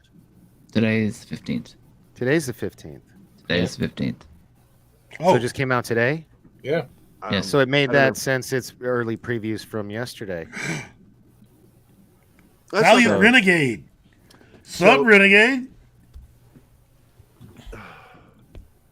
Yeah, Yeah. you're right. No, It's, yeah. it's not a bomb. It is a fail. You are right. You are correct, Yeah. sir. See you, brother. Have a good one. Sorry. Valiant is here. Yes, indeed. Valiant, thank you. You were already gone last night Yeah. when we finally got around to your $20 thing and telling people to sub to us, man. Thanks a lot, Dude. man. And I joked, because I'm sure you weren't there. You would have responded. I said, I swear, Valiant, that check I wrote you, it'll clear. It'll clear. No, that's since last week. It's not yesterday. Since last week, 56 million. Yeah, because it opened Jeez. last weekend. So Valiant, thanks again. Thanks for So that's being here, last man. weekend. So that's yeah, a week. Hold It's been a week on. since it opened. Hold So on. it's And Sonic 2. it's even worse than that. The Batman enjoyed 30% or higher ticket prices than Batman versus Superman. Yeah. And that That was is a true. sneaky fucking thing. And apparently, I think they only did the major chain was AMC that did that dirty trick for the studio, increasing the price of tickets just for the Batman. And even with that, you are completely right. Maybe that Valiant. deterred people. Even Though. with that, they couldn't fucking clear it. Maybe that deterred people, though. What do you think? Which makes the Batman a Well, I wouldn't go to failure, right, AMC you know? if It's they not a did that. problem. Fuck no. Yeah. Mhm. So they kind of shot themselves in the foot. You know. Big time. Yeah. Yeah, I think that move really did. It hurt their goal. And I don't see. Where are you seeing these figures for this whatever Harry Potter thing, because I mean, This like thing I started took showing took it. my kid to see Sonic 2, and he loved it, and it's Ooh. isn't it? I love that crushing? movie. It's But really it's- good. Yeah, Hold on. it's crushing it right at the box office. Valiant's got more stuff. Sonic 2 Yeah. right now is sitting within worldwide right now at 160 million. It's been out a week. Here's Sonic You know. right And here. it came out last week, didn't it? Yeah, it's only been out a week because I took my son to it. Yeah, it's only been a week. Today's exactly a week. You know. So in its first week, it's made $160 million. More than double the Harry Potter film, you know. So the fans are saying, you know, we don't want this because I we didn't even know what the we Harry did Potter to- film came out. to the star, you know. And It's this all guy, that. So you know It's what's all making Depp there, stuff. right? But that's It's all what's that making- Amber Heard and Johnny Depp stuff that killed that movie because I didn't even know it was out. Like, are you sure it's out? Like, I don't even. Well, I'm looking Fantastic. on Oh, here. there it is. Yeah, yeah. April 15th. It says April 15th. That's today. Go back to one page. It was on the left side. I think See, it right opened there? overseas though. On the left, where it says wide, release schedule April 15, 2020. Fantastic Beast is at the top, far left. Yeah, right there. Click that, please. Thank you. Shut up. Sorry. Well, gentlemen, I'm going to leave you guys today. So y'all take Okay. care. Hey, that T-shirt. sexy, sultry voice, T-shirt, man. it's I'm really telling good you, hearing you, buddy. It's good you're having you on. missing a career in voice acting. You need to do something about that. Thank you for being here, T-shirt. Hey, love you, man. I'll see you later, buddy. Love you, mate. Later, T-shirt. So yeah, because like I said, international, it opened overseas, and that's Well, we can't see because of this. Can you scroll down a little bit more? Because our No. on our no, Come on, man. no, Don't be mean. no. I love give you, it a second. Gary. I will hide the comment, and now There you we can go. read it. Okay, so it hasn't come out in the States yet. Okay. Today is opening day. Okay. Today. We will get the first reports tomorrow. Well, midnight tonight, most likely Yeah. they'll do the first results. the problem. But Dumbledore came in 10% behind Sonic. Thursday previews. Valiant, I love you, man. I wish you would come on the show sometimes because you Okay, are a that's- numbers guy. That's You a great are indicator. numbers guy. No, that's a great indicator. Yeah, So, we need a numbers guy here for yeah. this sort of thing, you know. That's Valiant Renegade. what's Yeah. the budget for this Harry Potter movie is probably way more than Sonic, right? Or is it about the same? Yeah. Do you know? way The more. Way more? Yeah. No, Sonic 2 is great. I highly recommend it. And it was a great. My son's. I absolutely enjoyed it. Yeah. Great opening. Send a scene. link. Yeah. Valiant Renegade wants a link. You can Send him a link. Oh, Yeah, get him hold on. I'll just put it in the chat. She did the invite. There Yeah. you go. There you go. I will just sit back. There you go, Valiant. Valiant is the dude. Let's listen to I'm his numbers. serious. He's Math, baby. I was talking about that on a stream earlier. math is your friend, and if your math is truly your friend, you have a friend in Valiant Renegade. Yeah. My favorite place is to go to the Alamo. I love the Alamo. And Alamo Draft House? Yeah, Alamo Draft House. Keith knows. Where are this. you at? They have one. They of have those it in out there? Springfield. Nice. And, Yeah. I love going there. Guess when we what? have a chance. We've got the biggest one in the United States. Well, you know what? The OG one where I used to live is in Austin. Yeah. And that one, I love that one. I used to I know go- two when I lived people have in been Austin- banned from that place. The one in Austin. They live down there in Texas, and they're like, "Yeah, we can't go there anymore." I'm actually because going at the end of the it's month. I'm sad." going to I'm visiting my aunt's. She has a horse ranch in Austin. Well, she's Spicewood, but I'm going out there for a week to ride horses and get off the grid. So I won't be on the show that week, but you won't miss me. It's fine. Can I ask I only something? miss what I don't aim at. Yeah. Tell that to your wife and I've kids. said it to my wife. She goes, "I miss you, baby," and I said, "I keep missing you. I keep trying, but I'm not that good a shot like I used to be." She laughed. I'm using that. I'm stealing that. I love And that. she's That's like, great. "Don't forget, I'm the one with the snub pistol right now." Yeah. So Cece's not watching. She's out I'm there in the stealing that. country. She has a I'm pistol. stealing that. Yeah, No, I go feel ahead. you. Stuart. Tell her I said hi. I will. She must be busy at work because normally she'll at least have it on in the background. But It's in the chat. If you didn't, I see sent it, her the link. I'm going to go ahead and go to Twitter and make sure I send it to him. Here, let me shut. you're my gonna show the screen whole. down. Yeah. Don't do that. Shut up! All I right. don't fucking need you to adult me. Can I say something? You and Steven both. I haven't been fucking talking. Okay, Steven, what do you want to say, mate? Then Valiant Renegade. this is your time, your moment to shine. Did he join? Oh, he joined. There we go. I don't have to send it to him. Welcome, There you Valiant. go, Valiant. Hail, Valiant. Good to see everybody. How y'all doing? Oh, and better now that you're here, man. Yeah. And let's see what Pat says. No. Valiant Renegade charges $200 an hour. That will blow the budget for this. Oh my God! Once again, the check will clear. I swear. Yeah, I did actually hear that joke last night. I was running around. And I just You did hear it for the last 2 hours, just running the lawnmower. So I'm Because I was watching for your response to see if you'd respond. well. Like, what I happened didn't was, I think I was behind. I was like 10 minutes behind, and I was backing it up to try to catch what I had missed. And then by the time that I saw it, and then tried to swing back to live, y'all had already concluded the show. So that's kind of what happened. But Yeah, we had to wrap it up, man. We went way longer than we wanted. I hear you. But that happens when Tom, and we got Mikey on there too. Mikey Sutton was on there with us. And it's I know. so funny. Sorry I missed it. Because we talk every day with Mikey. I shit you not. It's like some chats are quick, some are long, and we're always like so deep in it. And of course, in that conversation is Andre and Tom, as well as Bom Massiano, who's a friend of mine, but also is the manager of Mikey Sutton. And so it's all of us in that group, and we get to see these things like before they hit the press for Mikey. Cool. And it's like, and Keith and I are always like, I'm too tired. I don't want to do a show to scoop this right now. I really don't want to do it. Oh man, I know those days.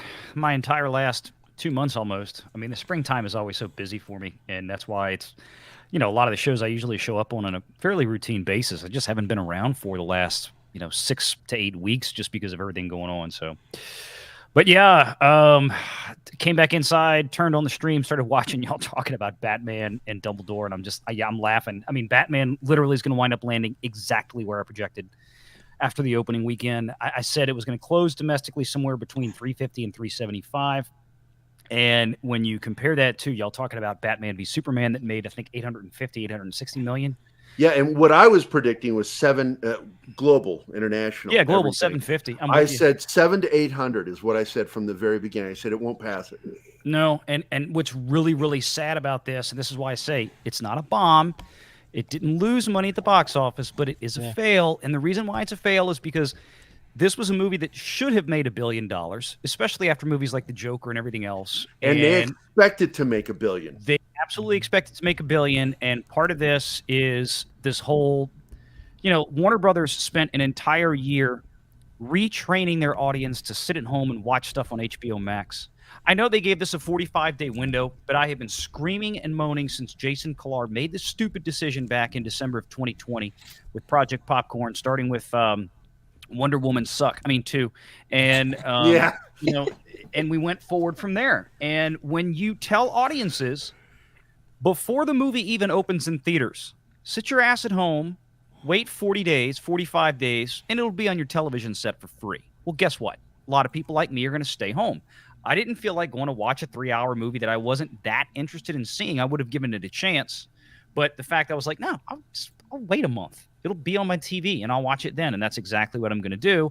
And that's part of what had an impact on this. And what's really horrific when you really look at this, I mean, you talk about Batman v Superman, $830 million. Scale that up for the last 5 or 6 years since that movie came out with current ticket prices. Back then when Batman v Superman came out, the average U.S. ticket price was somewhere in the $8 to $9 range. For the Batman, it was $12. Jeez. So when you really start thinking about this and you really start examining current ticket prices versus what they were 5 or 6 years ago, because the pandemic and all this radically increased. I mean, you have a pretty stock standard set of ticket price inflation each and every year. You can almost set your watch by. But when we had reports come out of Cinemark and Regal theaters that their average ticket prices were up 20% year over year recently, and you add into that the premium pricing, the variable premium pricing that they specifically came out and said the Batman has, which meant about another $1 on top, you're at $12 a ticket average price for the Batman. So, I mean, you're talking about a movie that didn't just really underperform, but when you actually do inflation comparisons and you actually look at ticket sales based on the total grosses, oh, it's awful. It's just awful. Yeah. No, I agree. There's no other way that they could put this. And again, think of it this way. Think if Warner Brothers had not have messed with the theatrical version of Batman v Superman. At minimum, you're talking at least an additional 100 million, give or take. Oh, easy.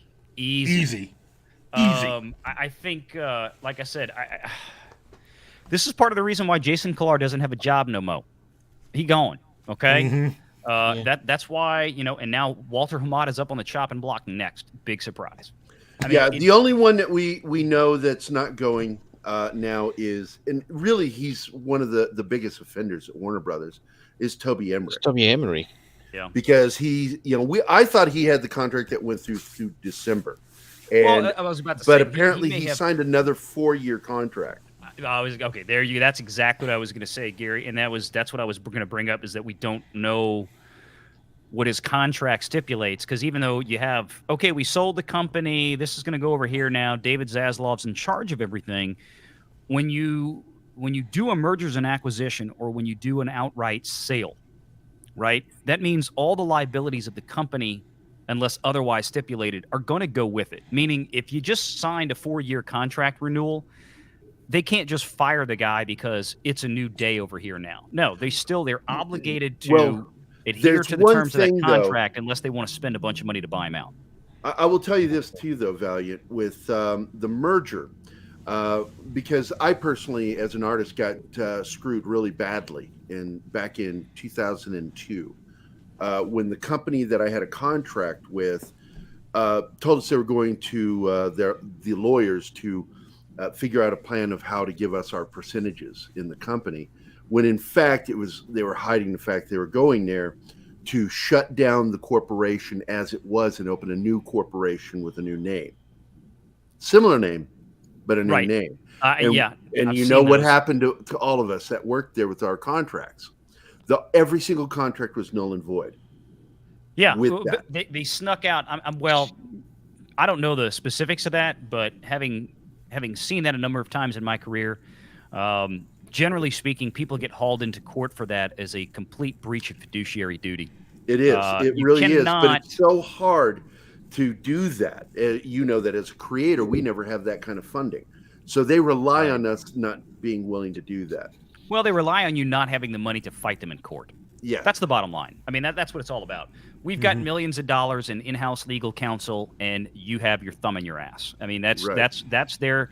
But yeah, I've seen that happen, not just obviously in the movies, but in business in general, where one partner doesn't like dealing with another partner, or something they don't like dealing with their business. They want to get out of it, so they form a new corporate entity. They start doing business under that corporate entity while they are still an officer of the other one. And they start trying to maneuver and shift assets and employees and things like this, and basically tank the old company and say, well, sure, we'll give you your equity share, but it's worthless now. So, screw you. It's generally speaking not legal. And because we've seen in Hollywood, over the last few years, contracts that have fucked everything up, specifically with CBS Paramount. Because, Sherry Redstone wanted to come in there and reshape things and bring Star Trek back to its original strength. And instead, she came in and, they fired Les Moonves, and Les Moonves gave him the big fuck you by giving Kurtzman the perfect fucking contract that didn't allow them to fire him the way that they wanted to. Yep. And that's what I'm afraid of here with Toby Emmerich, is that he's got a contract that's going to screw everything up moving forward. So the only way they can move forward is to create a brand new entity and basically remove it out of the way. Which is what we're hearing with the shakeup. And I think, you tell me what you think, Renegade, that this idea to redo what they already did before with Warner, of creating a DC Studios thing, that would involve the comics, the media. It would be its own vertical portal. You just move it. Is a move to make Toby Emmerich useless and not have any kind of authority. Or at least no real power over Tell me if that. you think that's what that's about. It very well could be. I mean, you don't have to. I mean, look. So let's speak in general terms here. Emmerich has a contract to do X. Okay, fine. Or he has a contract to hold a certain position, and in compensation, he's going to receive X amount of dollars over the next 4 years. Let's assume that contract renewal is what we think it is. They can still pay him out because they're probably looking at it from a long-term standpoint, and it's like, okay, short-term loss, long-term gain, which is the exact opposite of what Warner Brothers has been doing for the last several years, which has been, short-term gain, long-term loss. That's what Jason Kilar has been doing with HBO Max and everything, and we can see that now in the box office returns and all this. So they're just cannibalizing their own market. In a very stupid business move. So, yeah, pay the guy out, let his contract run. You can shift the actual – well, it's like, look, you have a position that is ceremonial in name only, but at the end of the day, we're paying you to do nothing. Companies do that. Absolutely. Yes, so this guy stands clear and lets them work their way, however they see fit to recover their losses. Yeah, because they're looking at it like, okay, look, if we got to pay this guy out, I don't know what his contract is. Let's say they're paying him out, $10 million a year. Let's go crazy with it, okay? Paying him $10 million a year to sit on his butt and do nothing for the next 4 years. That's $40 million. They're looking at it from a standpoint, if we can completely revitalize and start from the ground up with the DCEU and make a unified system to where we have television shows of a high quality that tie into movies of a high quality.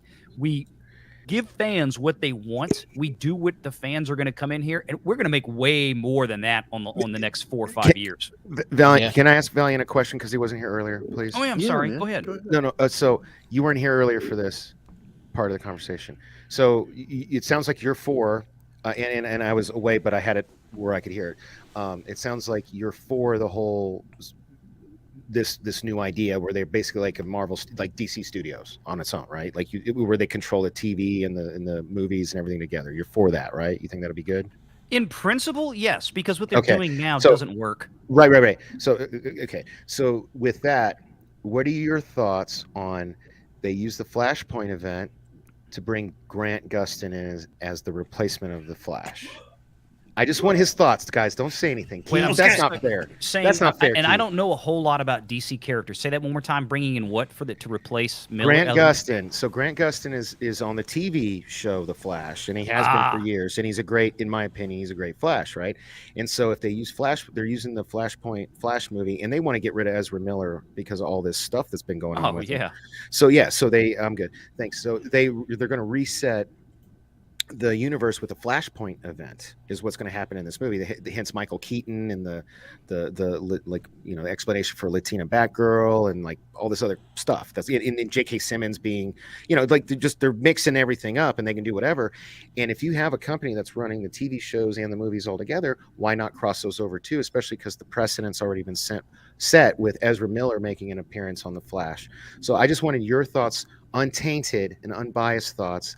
Nobody say anything. I'd love Valiant's take on this.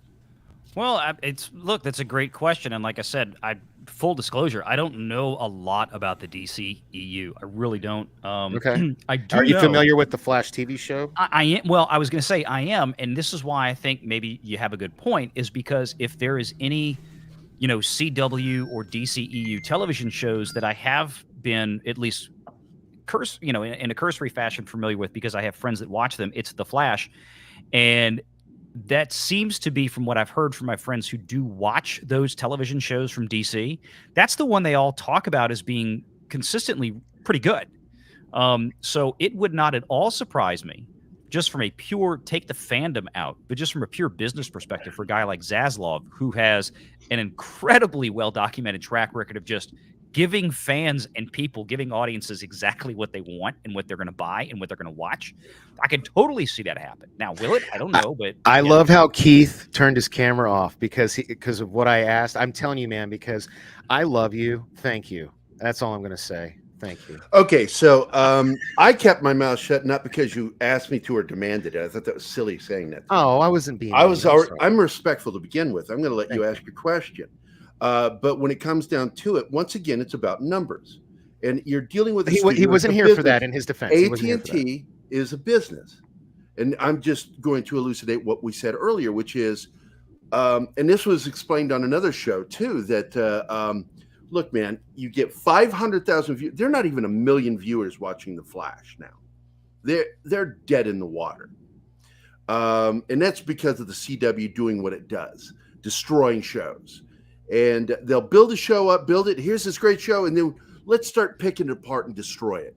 So the audience goes away. Because what we want is check boxes, not audience. And so you get 500,000 viewers.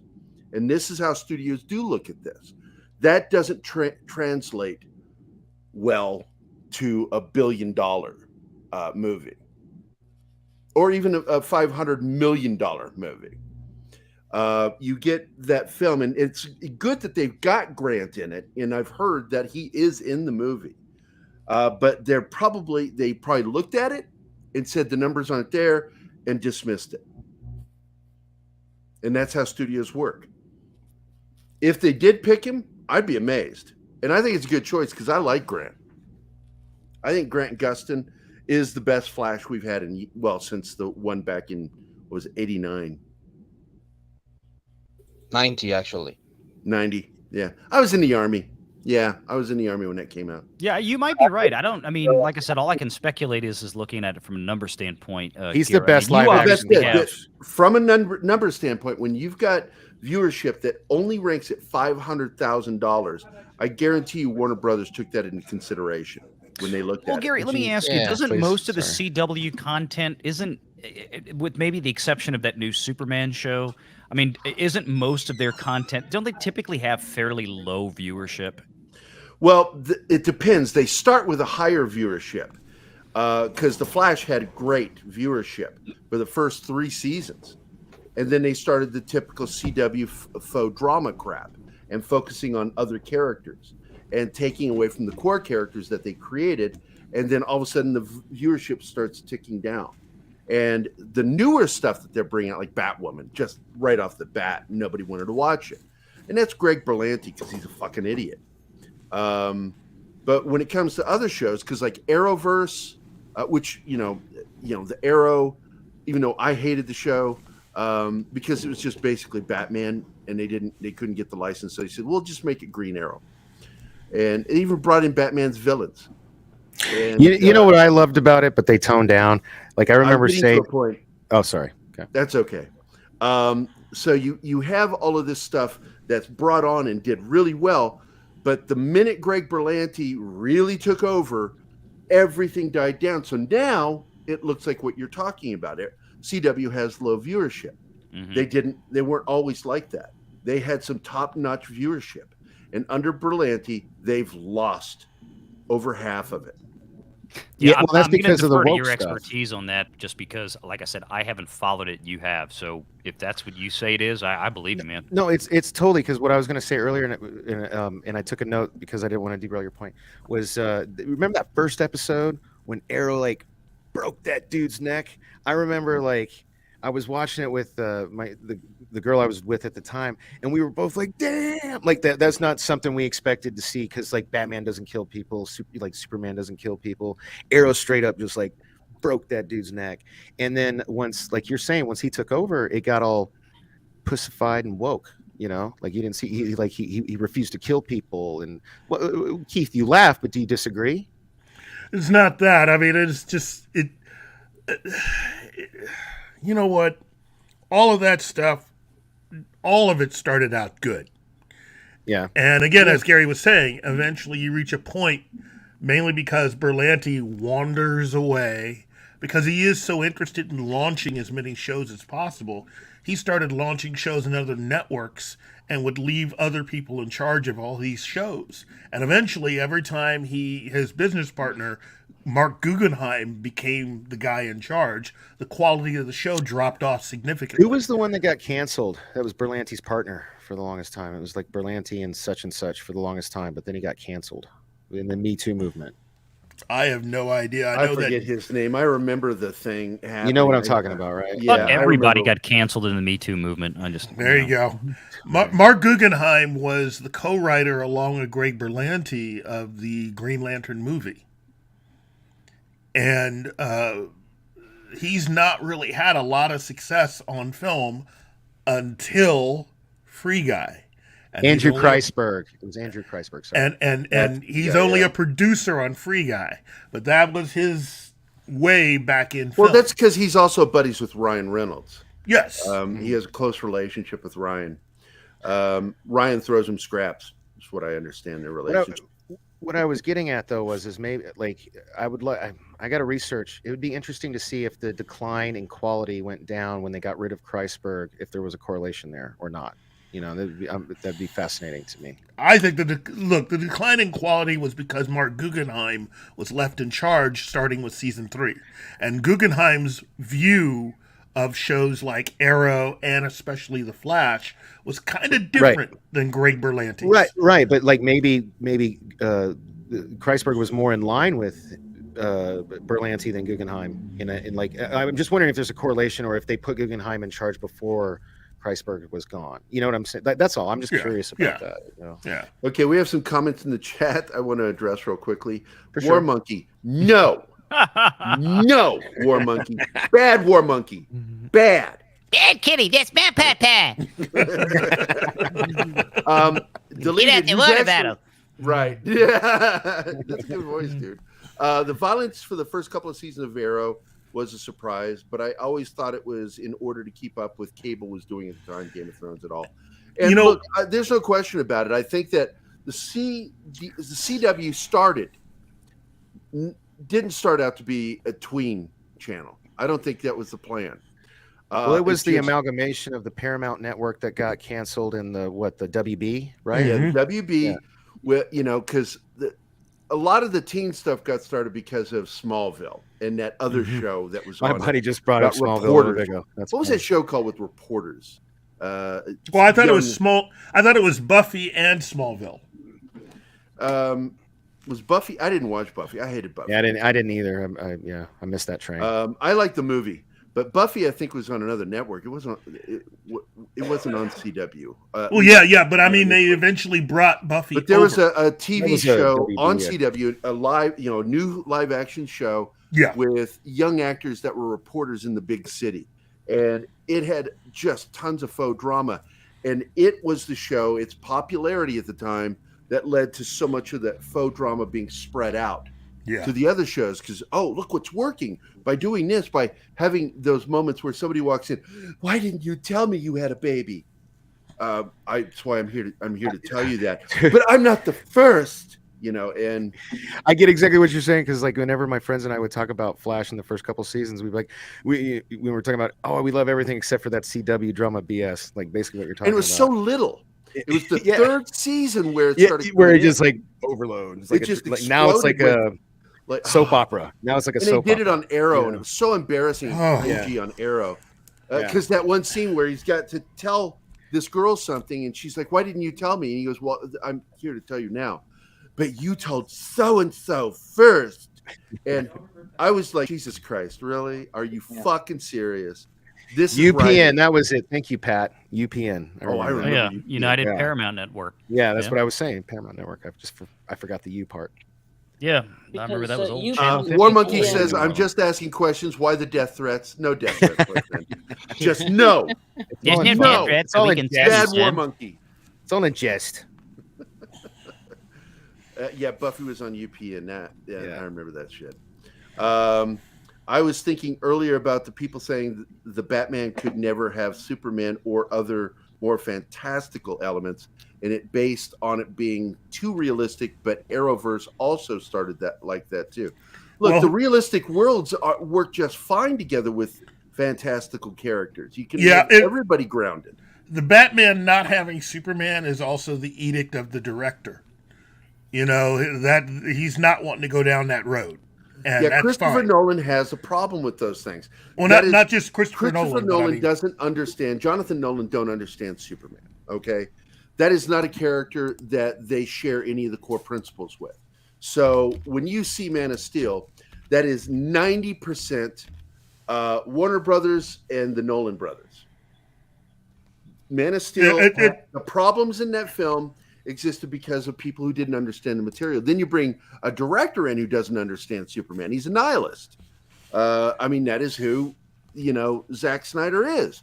How can you have a nihilist understand who Superman is? Superman is, as been explained before by previous director, a Boy Scout. And if you try to represent him as anything else other than a Boy Scout, you are no longer showing Superman. It's somebody else. It becomes somebody else. And also, Matt Reeves doesn't want Superman as part of the Batman universe. That's his edict. So again, it's the director. Yeah. Well, I was going to say it, and this is a question, Keith, for you and for Gerry. Part of this I look at and I see things that, especially Warner Brothers, their business model in the past few years has been everything is going to be micromanaged from the top down, right? Yep. Walter Hamada and everything. And we all love to talk about our good buddy and amazing filmmaker, Jj Abrams. Because, I mean, come on. Now, why is Jj Abrams popular? He gets out there and he makes cannon fodder. People show up, and love it or hate it, it makes a shit ton of money more often than not. Yeah. But what is the other reason? Is because J.J. Abrams will come in and he will do basically whatever the studio heads tell him to do. Look, if I'm Warner Brothers and I'm micromanaging, I'm Walter Hamada from the top down, who am I going to go out and get? I'm going to go out and get directors who people know the names of, who have big famous names, that also will be more amenable to me manipulating and micromanaging every damn thing they do. So I don't necessarily blame so much the people like Nolan and all this for not understanding the characters, right? There's a simple solution to that. The studio doesn't hire him to do it. It's like, look, you might be a great director, but you're not the right person for this job. It's like Kevin Feige going out and getting Chloe Zhao to do The Eternals, which was a director that nobody had heard of, but she got an Oscar for an art piece. Who? That she was going to helm a movie about characters from the Marvel universe that nobody had ever heard of. I mean, the whole thing, that is a high level studio business, pooch screw. I can't necessarily fault Chloe Zhao for what she turned out, because that's the kind of movie she does. Same thing over here at Warner Brothers. Did her job. I think at the end of the day, to be fair, you have to chide the person in charge of making these decisions. You're hiring the wrong people.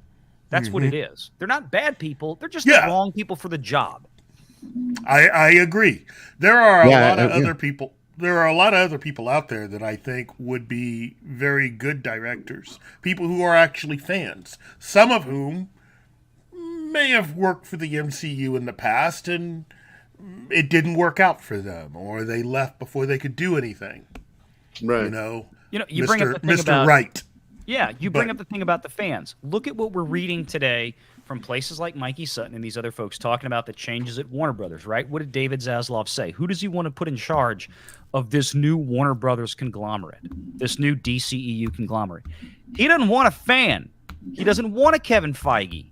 Who does he want? He wants a smart businessman. He wants a smart CEO that knows how to run the numbers and the financials and run the damn business. That's the opposite of what we've seen to this point. You want to have somebody who is not a fan, who can make, appropriate financial decisions for a business like this. Now, maybe you put a fan in charge of directing the film. Just hire a consultant. Like, that's all I say this all the time about Picard. How hard is it to hire one of these super fans to be a freaking consultant? They couldn't even hire somebody who actually knew something about Star Trek. I don't think they care. Exactly. And that's the point. No, that's the thing. They don't. Hey, guys, I need to interrupt just for a second. Vikings got to go. I want to put him center screen here. He's a good friend of ours, and we love him, and he needs to say something on his way out. Well, it's been a pleasure being here, and also thank you to Valiant for being here with us, and with the numbers today. And everybody else, please just if you care to join my channel as well, Viking Out of Time here on YouTube. I recently posted a video on the Lord of the Rings drama, that is the Lord of the Rings, the Rings of Power series on Amazon, and all things related to pop culture and all of that. If you care to join, that will be fine. And Gerry, I love you, but also fuck you. Damn. I made that just for you. I was like, I'm going to fuck with him so bad. My favorite is this last one. I mean, it just says, that's all I have to say. I now give the floor back to Gerry, the hoary lord of the underworld. And I just put, because some genius thought it was a good idea to give me moderator abilities, Viking, I just put your link in the chat so people could subscribe to. Yeah, anybody that's on the show, anybody that it contributes and helps us, can have a wrench. And I've been asked to take wrenches back from some people because there were too many. And but that's that. Doesn't YouTube limit the number? I have no idea. Yeah, I think they do. But yeah, no, everybody go subscribe to Viking Out of Time. Viking is amazing. I love that guy. My favorite is when he's on camera with his fucking helmet and crazy beard. He has that beard. But you haven't been on in a long time. I wish you'd get on cameras more. It's fun. Yeah, I don't think I've ever seen him on camera. I have. But thanks for showing up, Viking. I appreciate it, buddy. Thank you, lads. It's been a pleasure as always. And next week, we'll be here, of course. Same. And as they say in the UK, jog on, mate. Piss off. I'll see you later, brother. See you. Take it easy, man. Now I want to go watch Shaun of the Dead. I love that fucking movie. Jog on, mate. I What a love great fucking Simon movie. Pegg. And I just want to say, yes, Mom and Dad, these are definitely my friends. I will go ahead and show this now because I've been planning to reveal the final cover for G.I. Joe issue number 292, which I drew. Oh, shit. Here it is. Boom, baby. Nice. Ooh. You know what? That they solved the one issue I had. Remember we talked about this, and they solved it with the logo. Well, you can still see one blade there. Can I you? actually went into explanations about that. Let me. Yeah, that's good. That's good. That looks good though. Yeah. I went to. Is this enlarge- hardcover or just is this a comic or like? This is the comic. Here's the number and everything. Cover by Gerry Cassell. I love that. I can't. It's blocked. A lot of it's blocked. Part 2, high stakes part 2. And here, let me just do this. There you go. Okay. And this is all the details. Yeah. When I put this on a shirt or any of my art prints, I'm actually going to recolor it myself because I color differently than this gentleman. Good job, though. Cullen did a really good job, Cullen Davis. But it's not the way I would have colored it. And so I'm going to go back in and recolor it my way. So it should be 100% my art. Everybody works in Photoshop. Oh, in the industry. well, I mean, I love Photoshop. Yeah, got I it. don't But know. no, I was I curious. wouldn't- I thought, Don't shit on my work. I wasn't. No, I was serious. I thought you guys probably more lean towards like Illustrator and stuff like that. Yeah, like that's what I will Vector. see. Well, Illustrator is gonna... used for a lot of. It's used for inking. It's used for lettering in particular. Okay. Predominantly, but those of us that pencil and ink often want that free feel because you don't have it in vector artwork. There is a vector program called Manga Studios, and all your inks can be done in vector. And I've done a lot of inking in that. But the fact is Photoshop is, somewhere around 2014, it caught up with inking. And so I pretty much do everything. I pencil and I ink in there. I do lettering in there. What kind of Wacom tablet do you use? I normally draw right on my screen. I have a screen, but because of my neck issues, I have degenerative bone disease in my spine. My C2 sits slightly in front of my C3 causing constant pain and discomfort in my right arm, I now have to work incumbent. So I have one of these tablets too. Okay. And I'll use my actual pencil because I do use a pencil, and I draw right here on my chest. It's going to be the thing that gives me 2 years of life as an artist, because until they do surgery, the doctor said a year, 2 years before it's going to be so bad you won't be able to draw. Jeez. What kind of screen are you using to draw like directly? I'm just curious. Well, I have. Oh no, we talked about this. I'm sorry. Go ahead. Yeah. No, what were you saying? Oh, I said we talked about this before. I said, was it a Cintiq? But you showed me. No, I had before. I had a Nova, a 22-inch screen. It was destroyed in the fire. Yeah. And so, and thanks to Stephen starting that campaign, I was able to get a new computer, and because insurance is going to take forever. Oh God, pay off. Oh, good. And I mean, it was almost 8 months before they finally saw any of the money trickle in. The only thing the insurance company did right away was this place we're at right now, which is we're still here. We're waiting for our properties to be reconstructed and for our new farm to be finished so we can move in. And until then, the insurance company is paying for us to live here with shitty internet. But well, at least you got a new computer. What'd you get? Yeah. It's actually a tablet, and it's smaller than I would normally draw, but I was able to hold it in my lap and draw that way. But the fact is, I can't draw this way for long either. Like Windows Surface or whatever. Because it just doesn't work. The nerve starts getting compressed, and I start having pain, and I'm still all the time, 24 hours a day, I have tingling in my hand. Oh man. And but when I put the tablet, got a Wacom tablet, and put it on my chest, I'm like, oh my God, I can draw this way, because I was trained that way in drawing digitally to draw first on a Wacom tablet away from the screen. So my mind I can't do that to save my life. A lot of people can't. A lot of people can't. I was trained that way. Also, because I'm a drummer, that helped a lot, because I'm able to do 3 to 4 things at one time physically. And so I was able to detach my eye to hand coordination. And I can't do that, man. That's my eye believes my hand is drawing here on the screen while my hand is actually right here. It's weird. Yeah. No, I mean, it's talent. But hey guys, I'm so sorry to do this, but I got a friend over and I've got to dip out. It's been a good show, and I appreciate you guys having me on as always. And I'll be here tomorrow if you'll have me. So Valiant, it was nice seeing you again, man. Been a while. Yeah, you too.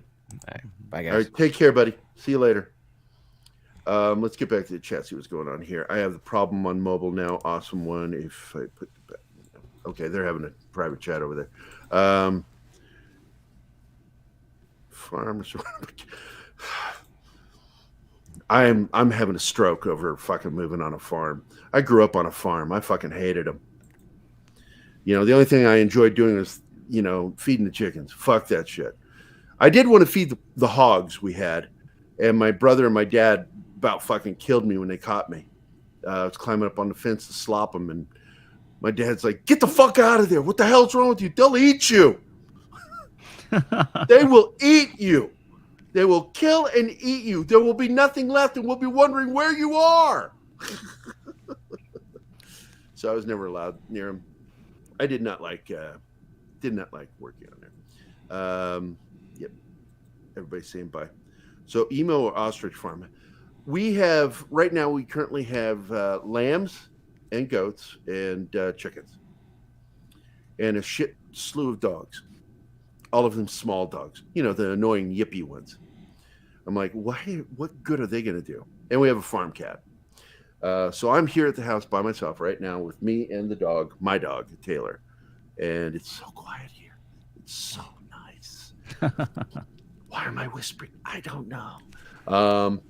But I wanted to talk about that G.I. Joe because I am pushing to do more stuff. And I talked to Tom. I said, I've got it set up now to where my art career is salvaged for at least 2 more years. I need you to challenge me. I would really like to try some Teenage Mutant Ninja Turtles. And I'm going to see, because he's heading that up right now. And so I'm hoping, because I know they've already got tons of artists they're working with, that he can squeeze a pinup or something with me, because I would love to do that.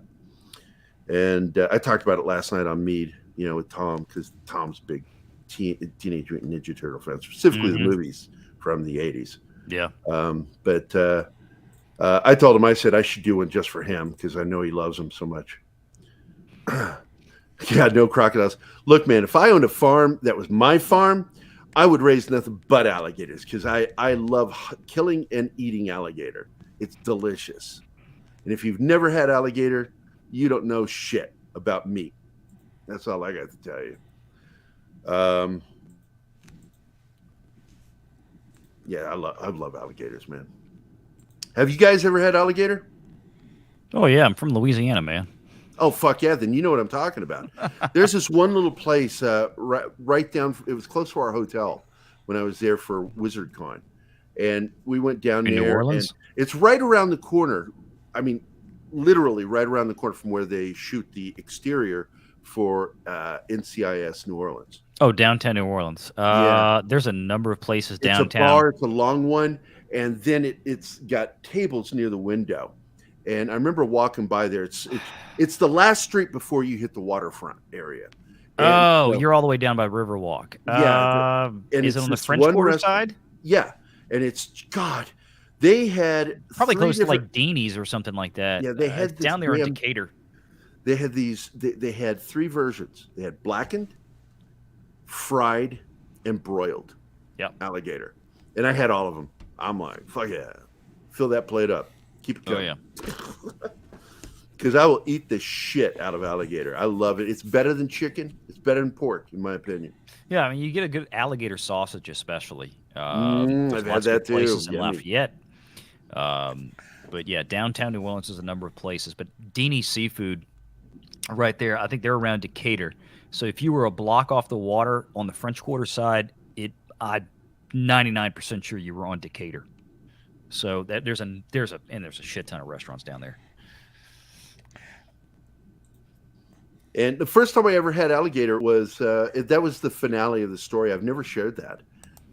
When I was a little kid down in Florida, living in Jacksonville for a very brief time, it was a nightmare. Our front yard was a swamp, and the backyard was the saltwater canal. We had sharks and jellyfish behind us, and we had alligators and moccasins on the other side of the road from us. And when the swamp flooded, the alligator swam up, and I had a pet duck, and I was letting it splash around in the gutter out in front of the house. And a juvenile alligator came over underneath the road. Yeah, I was going to say, you didn't have a duck anymore after that. Oh, it ate the fucking shit out of that duck. But the screams, because I was a child and I screamed very screamy-like. And this Vietnam vet came out. He had just gotten home. His family owned the house we were renting with a rifle, and I think it was a 22. And he shot the shit out of that alligator, and we ate that alligator.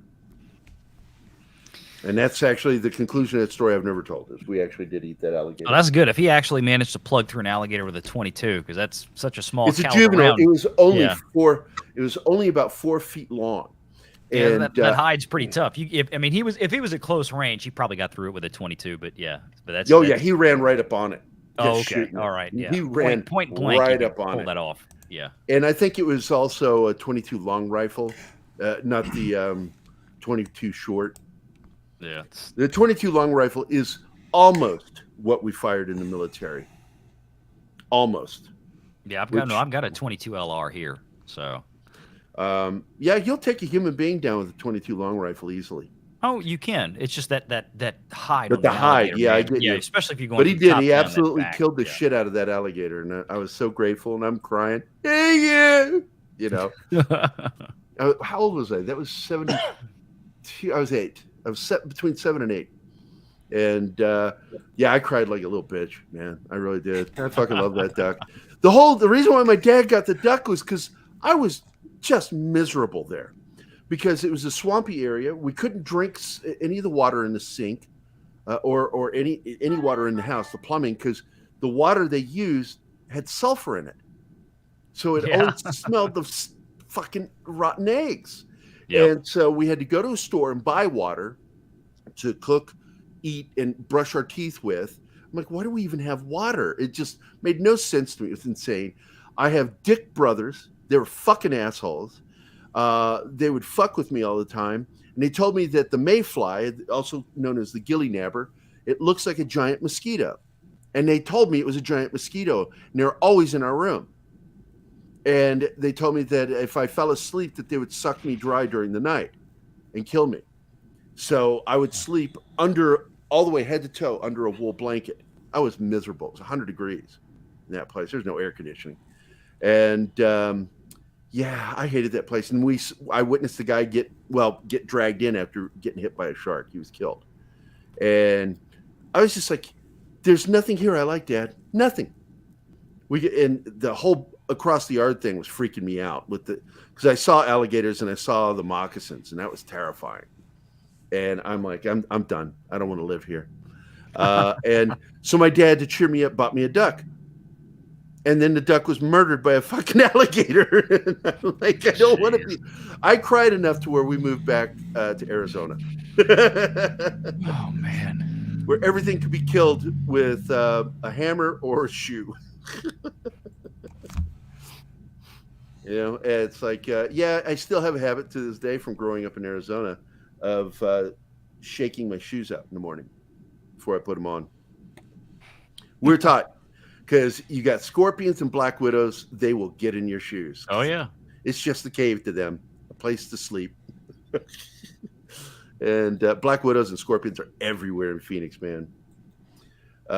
Let's see. Let's get to the chat here, because we're going to be wrapping up soon here. It's the end of the show. A fucking gator came after my dog last year.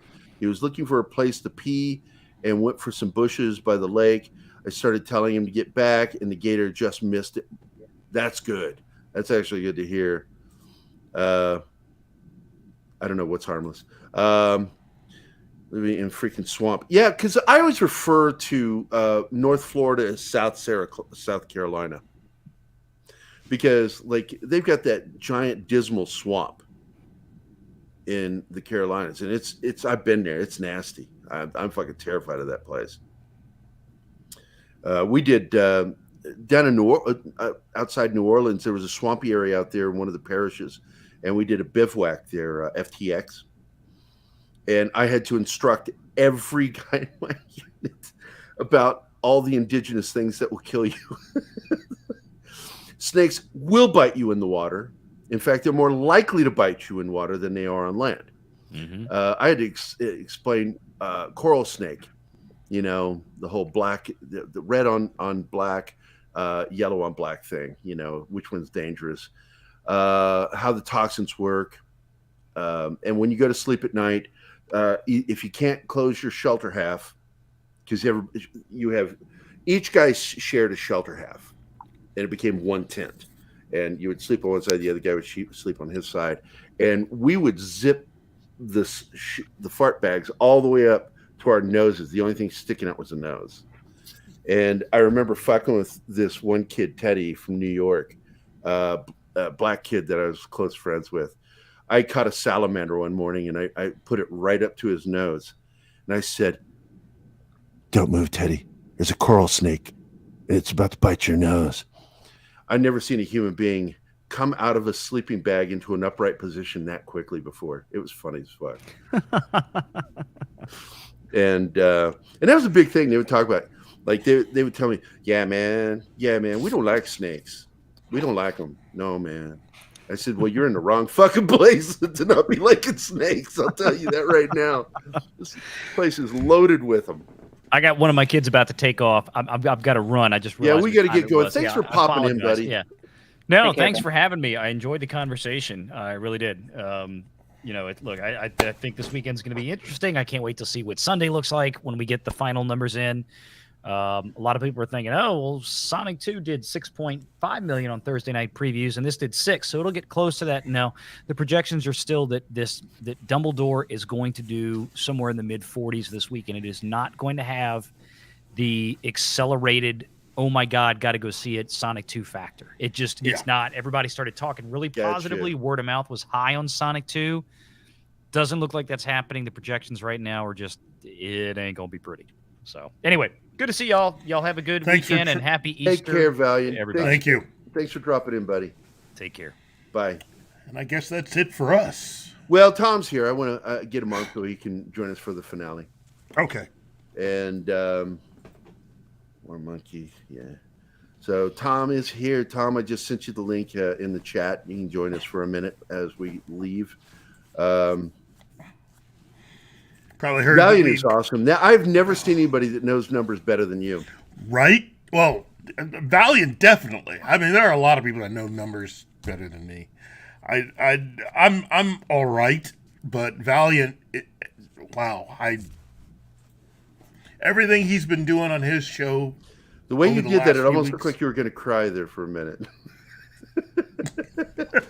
Hold on, let me. When you did this with your hands, you're like this, like oh, the emotions. I'm getting emotional talking numbers, man. Oh, it gets me every time. But no, everything that he's been doing recently on his show has just been it's educational. I mean, if you're not following Valiant Renegade, you should be. Yeah, he's got a good show. Best fucking camera of any of our web shows. And he uses and just an actual HR. What's it called? The hype. It's a pro camera. Yeah. So his depth of field is amazing. Good dude. He's And then on just a top of that, good he's dude. good looking. Fuck you, Valiant, for being good looking. Handsome prick. He's got that combination of the voice. He's good looking. He's just a good dad, great dude to know. He's good people. Yeah, he is. So, but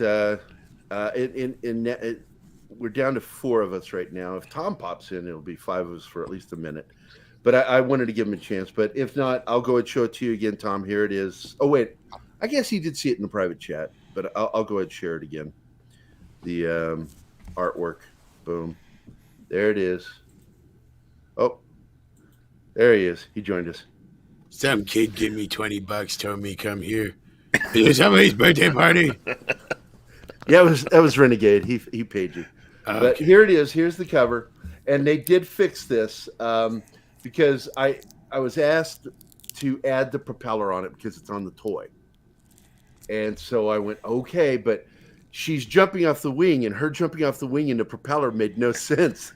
I said it, and I'm like, but okay, I'm not going to argue. I'm not married to this. It's not mine. It's not my property. But and I do like his colors on it because they're all accurate, but I don't like the shading on it. So I'm going to recolor it for when I do my art prints, and you guys can have copies of the art prints when I make them available. If you're a member, you get it free. The only thing I ask is handle the shipping. But I'm going to be getting some comics too. I'm going to be buying a few of them to sign. So let me know if you guys want signed copies of the book from me when the book is sent to me. I will make sure to get enough to get to you guys. But past that, Tom is here. We're ending the show, but I thought it'd be nice to end with you coming on. Yeah, I'm in the middle of editing, so I thought I'd say hi at least. Yeah, I was doing that during the show, editing. You can always tell when I'm editing because I'm like this. That's my other screen. I'm looking at the other screen doing shit. But it's a weird show today. It was a fun show, but tempers flared a little bit. Oh. Well, not for me because I don't care. I'm always having fun. I think we really got into it about the whole Grant Gustin thing. So yeah, well, he just doesn't understand or think about numbers, and we were trying to explain to him that, look, Warner is not going to do something because they think, oh, that would be a nice fit, but, oh, he doesn't have the numbers because he's only got so many numbers of people that watch his show, and you see that, and he's leaving the show, and the numbers are dropping on the Flash. So I'm telling you, they did look at him. I guarantee you they looked at him, Grant Gustin, but they're not going to bring him on because I'm 100% sure they're not going to bring him on as the new Flash for the movies. And on top of that, if he tries to make a demand to get Candace Patton, who's his co-star, hired as the Iris for the film, she's terrible. I fucking hate her. I like her, But she I can't stand her. the whole making the transition from TV to film, it won't work. It will not work. So, and Brett, I saw what you said there. Be glad to send it to you, but I'm going to let you know shipping to Australia, fucking pricey. Fucking pricey. So, unless you can find a cheaper way of shipping to you, I almost recommend hiring. Well, no, just not hiring, but buying directly from IDW. But it won't be signed by me. So, it's going to be fun when that issue comes out. I'm looking forward to it. Tom, what's going on with you this weekend? Just editing, mainly. Who knows? If I can get this done, maybe I'll do some mead radio. Nice. Maybe do some pop up and do some karaoke somewhere. Who knows? I never know. From one moment to the next. My week has been fucked up, man. I was behind on everything. Our numbers are terrible today because I didn't promote it properly. I had no time. I'm working, and I need an assistant. I have to have an assistant. If I don't get an assistant, I'm not sure how I'm going to keep the show going. We'll see. Dork says he can get one for me for dirt cheap. I'm looking for free. I love it when someone says, paid. We don't. Or does he mean they'll work for dirt? No, he's like dirt cheap. He's like talking about like. Let's talk if you're talking dirt. Could you want dirt? I'll give some dirt away for some work. Oh man. How you doing, man? All the dirt you want out back. You trying to build a pool? No, but if it comes to that, hey, free pool on top of it. Hells to the yeah. But Brett, get a hold of me privately, man, about buying the books, dude. I'll let you guys know. Scrooge McDuck says, "Work smarter, not harder, my friend." That's it, And like this week, mostly it was just the excess of work this week that got me for artwork, and I still have to finish 2 commissions I haven't finished. But I've got comic projects I'm trying to wrap up, Mike Barron, and with another project I'm not allowed to talk about yet. But geez, is that the one you have to take your clothes off for? Yeah, I don't understand why, but it's in the contract, and I always honor the contract. Well, sometimes you gotta,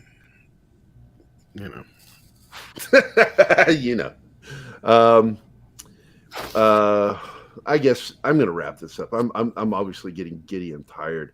I will add this one. It looks like someone's trying to watch our show.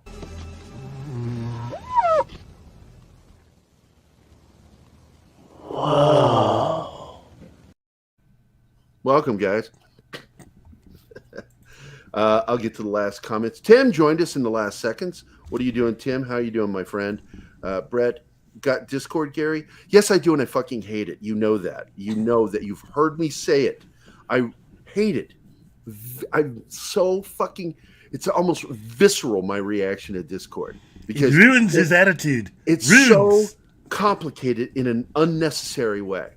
It's just so fucking complicated to where I get annoyed with it.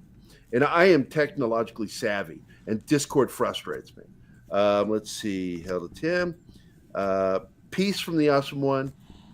Tim says hello back to them. And I want to thank all you guys for showing up today. AOL. Nobody uses it. I will tell you this, though. I know this is a fact. Bruce Campbell still has AOL because that's my email with him. AOL that he responds to. So there you go. I'm going to end it here with a big thank you. And how dare you? And wow. Yeah. So with that, I want to thank everybody for being here. Thanks for popping in, Tom. I appreciate it, man. Thanks to everybody that was here. Viking, Dork. Thanks to our panel, of course, of the deleted scene, who didn't talk on the show much, mostly in the chat. And, of course, the always quiet Discord pirate himself, Fat Steven Seagal. who became silent when I was yelling at Dork Knight. Playfully yelling at Dork Knight. But we end the show now. Thanks everybody for being here. And I will search out the credits thing because there it is. We have a lot of videos now. So here you go. Bye. Hey guys, thanks for watching Pop Culture Minefield. If you've enjoyed the show, please remember to like and subscribe, and don't forget to hit the bell icon. Remember, you can find us at Pop Culture Minefield on both Facebook and Instagram. Thank you again. And Twitter, and on the website, popcultureminefield.com. Yeah. Keith don't like Twitter. He don't like it.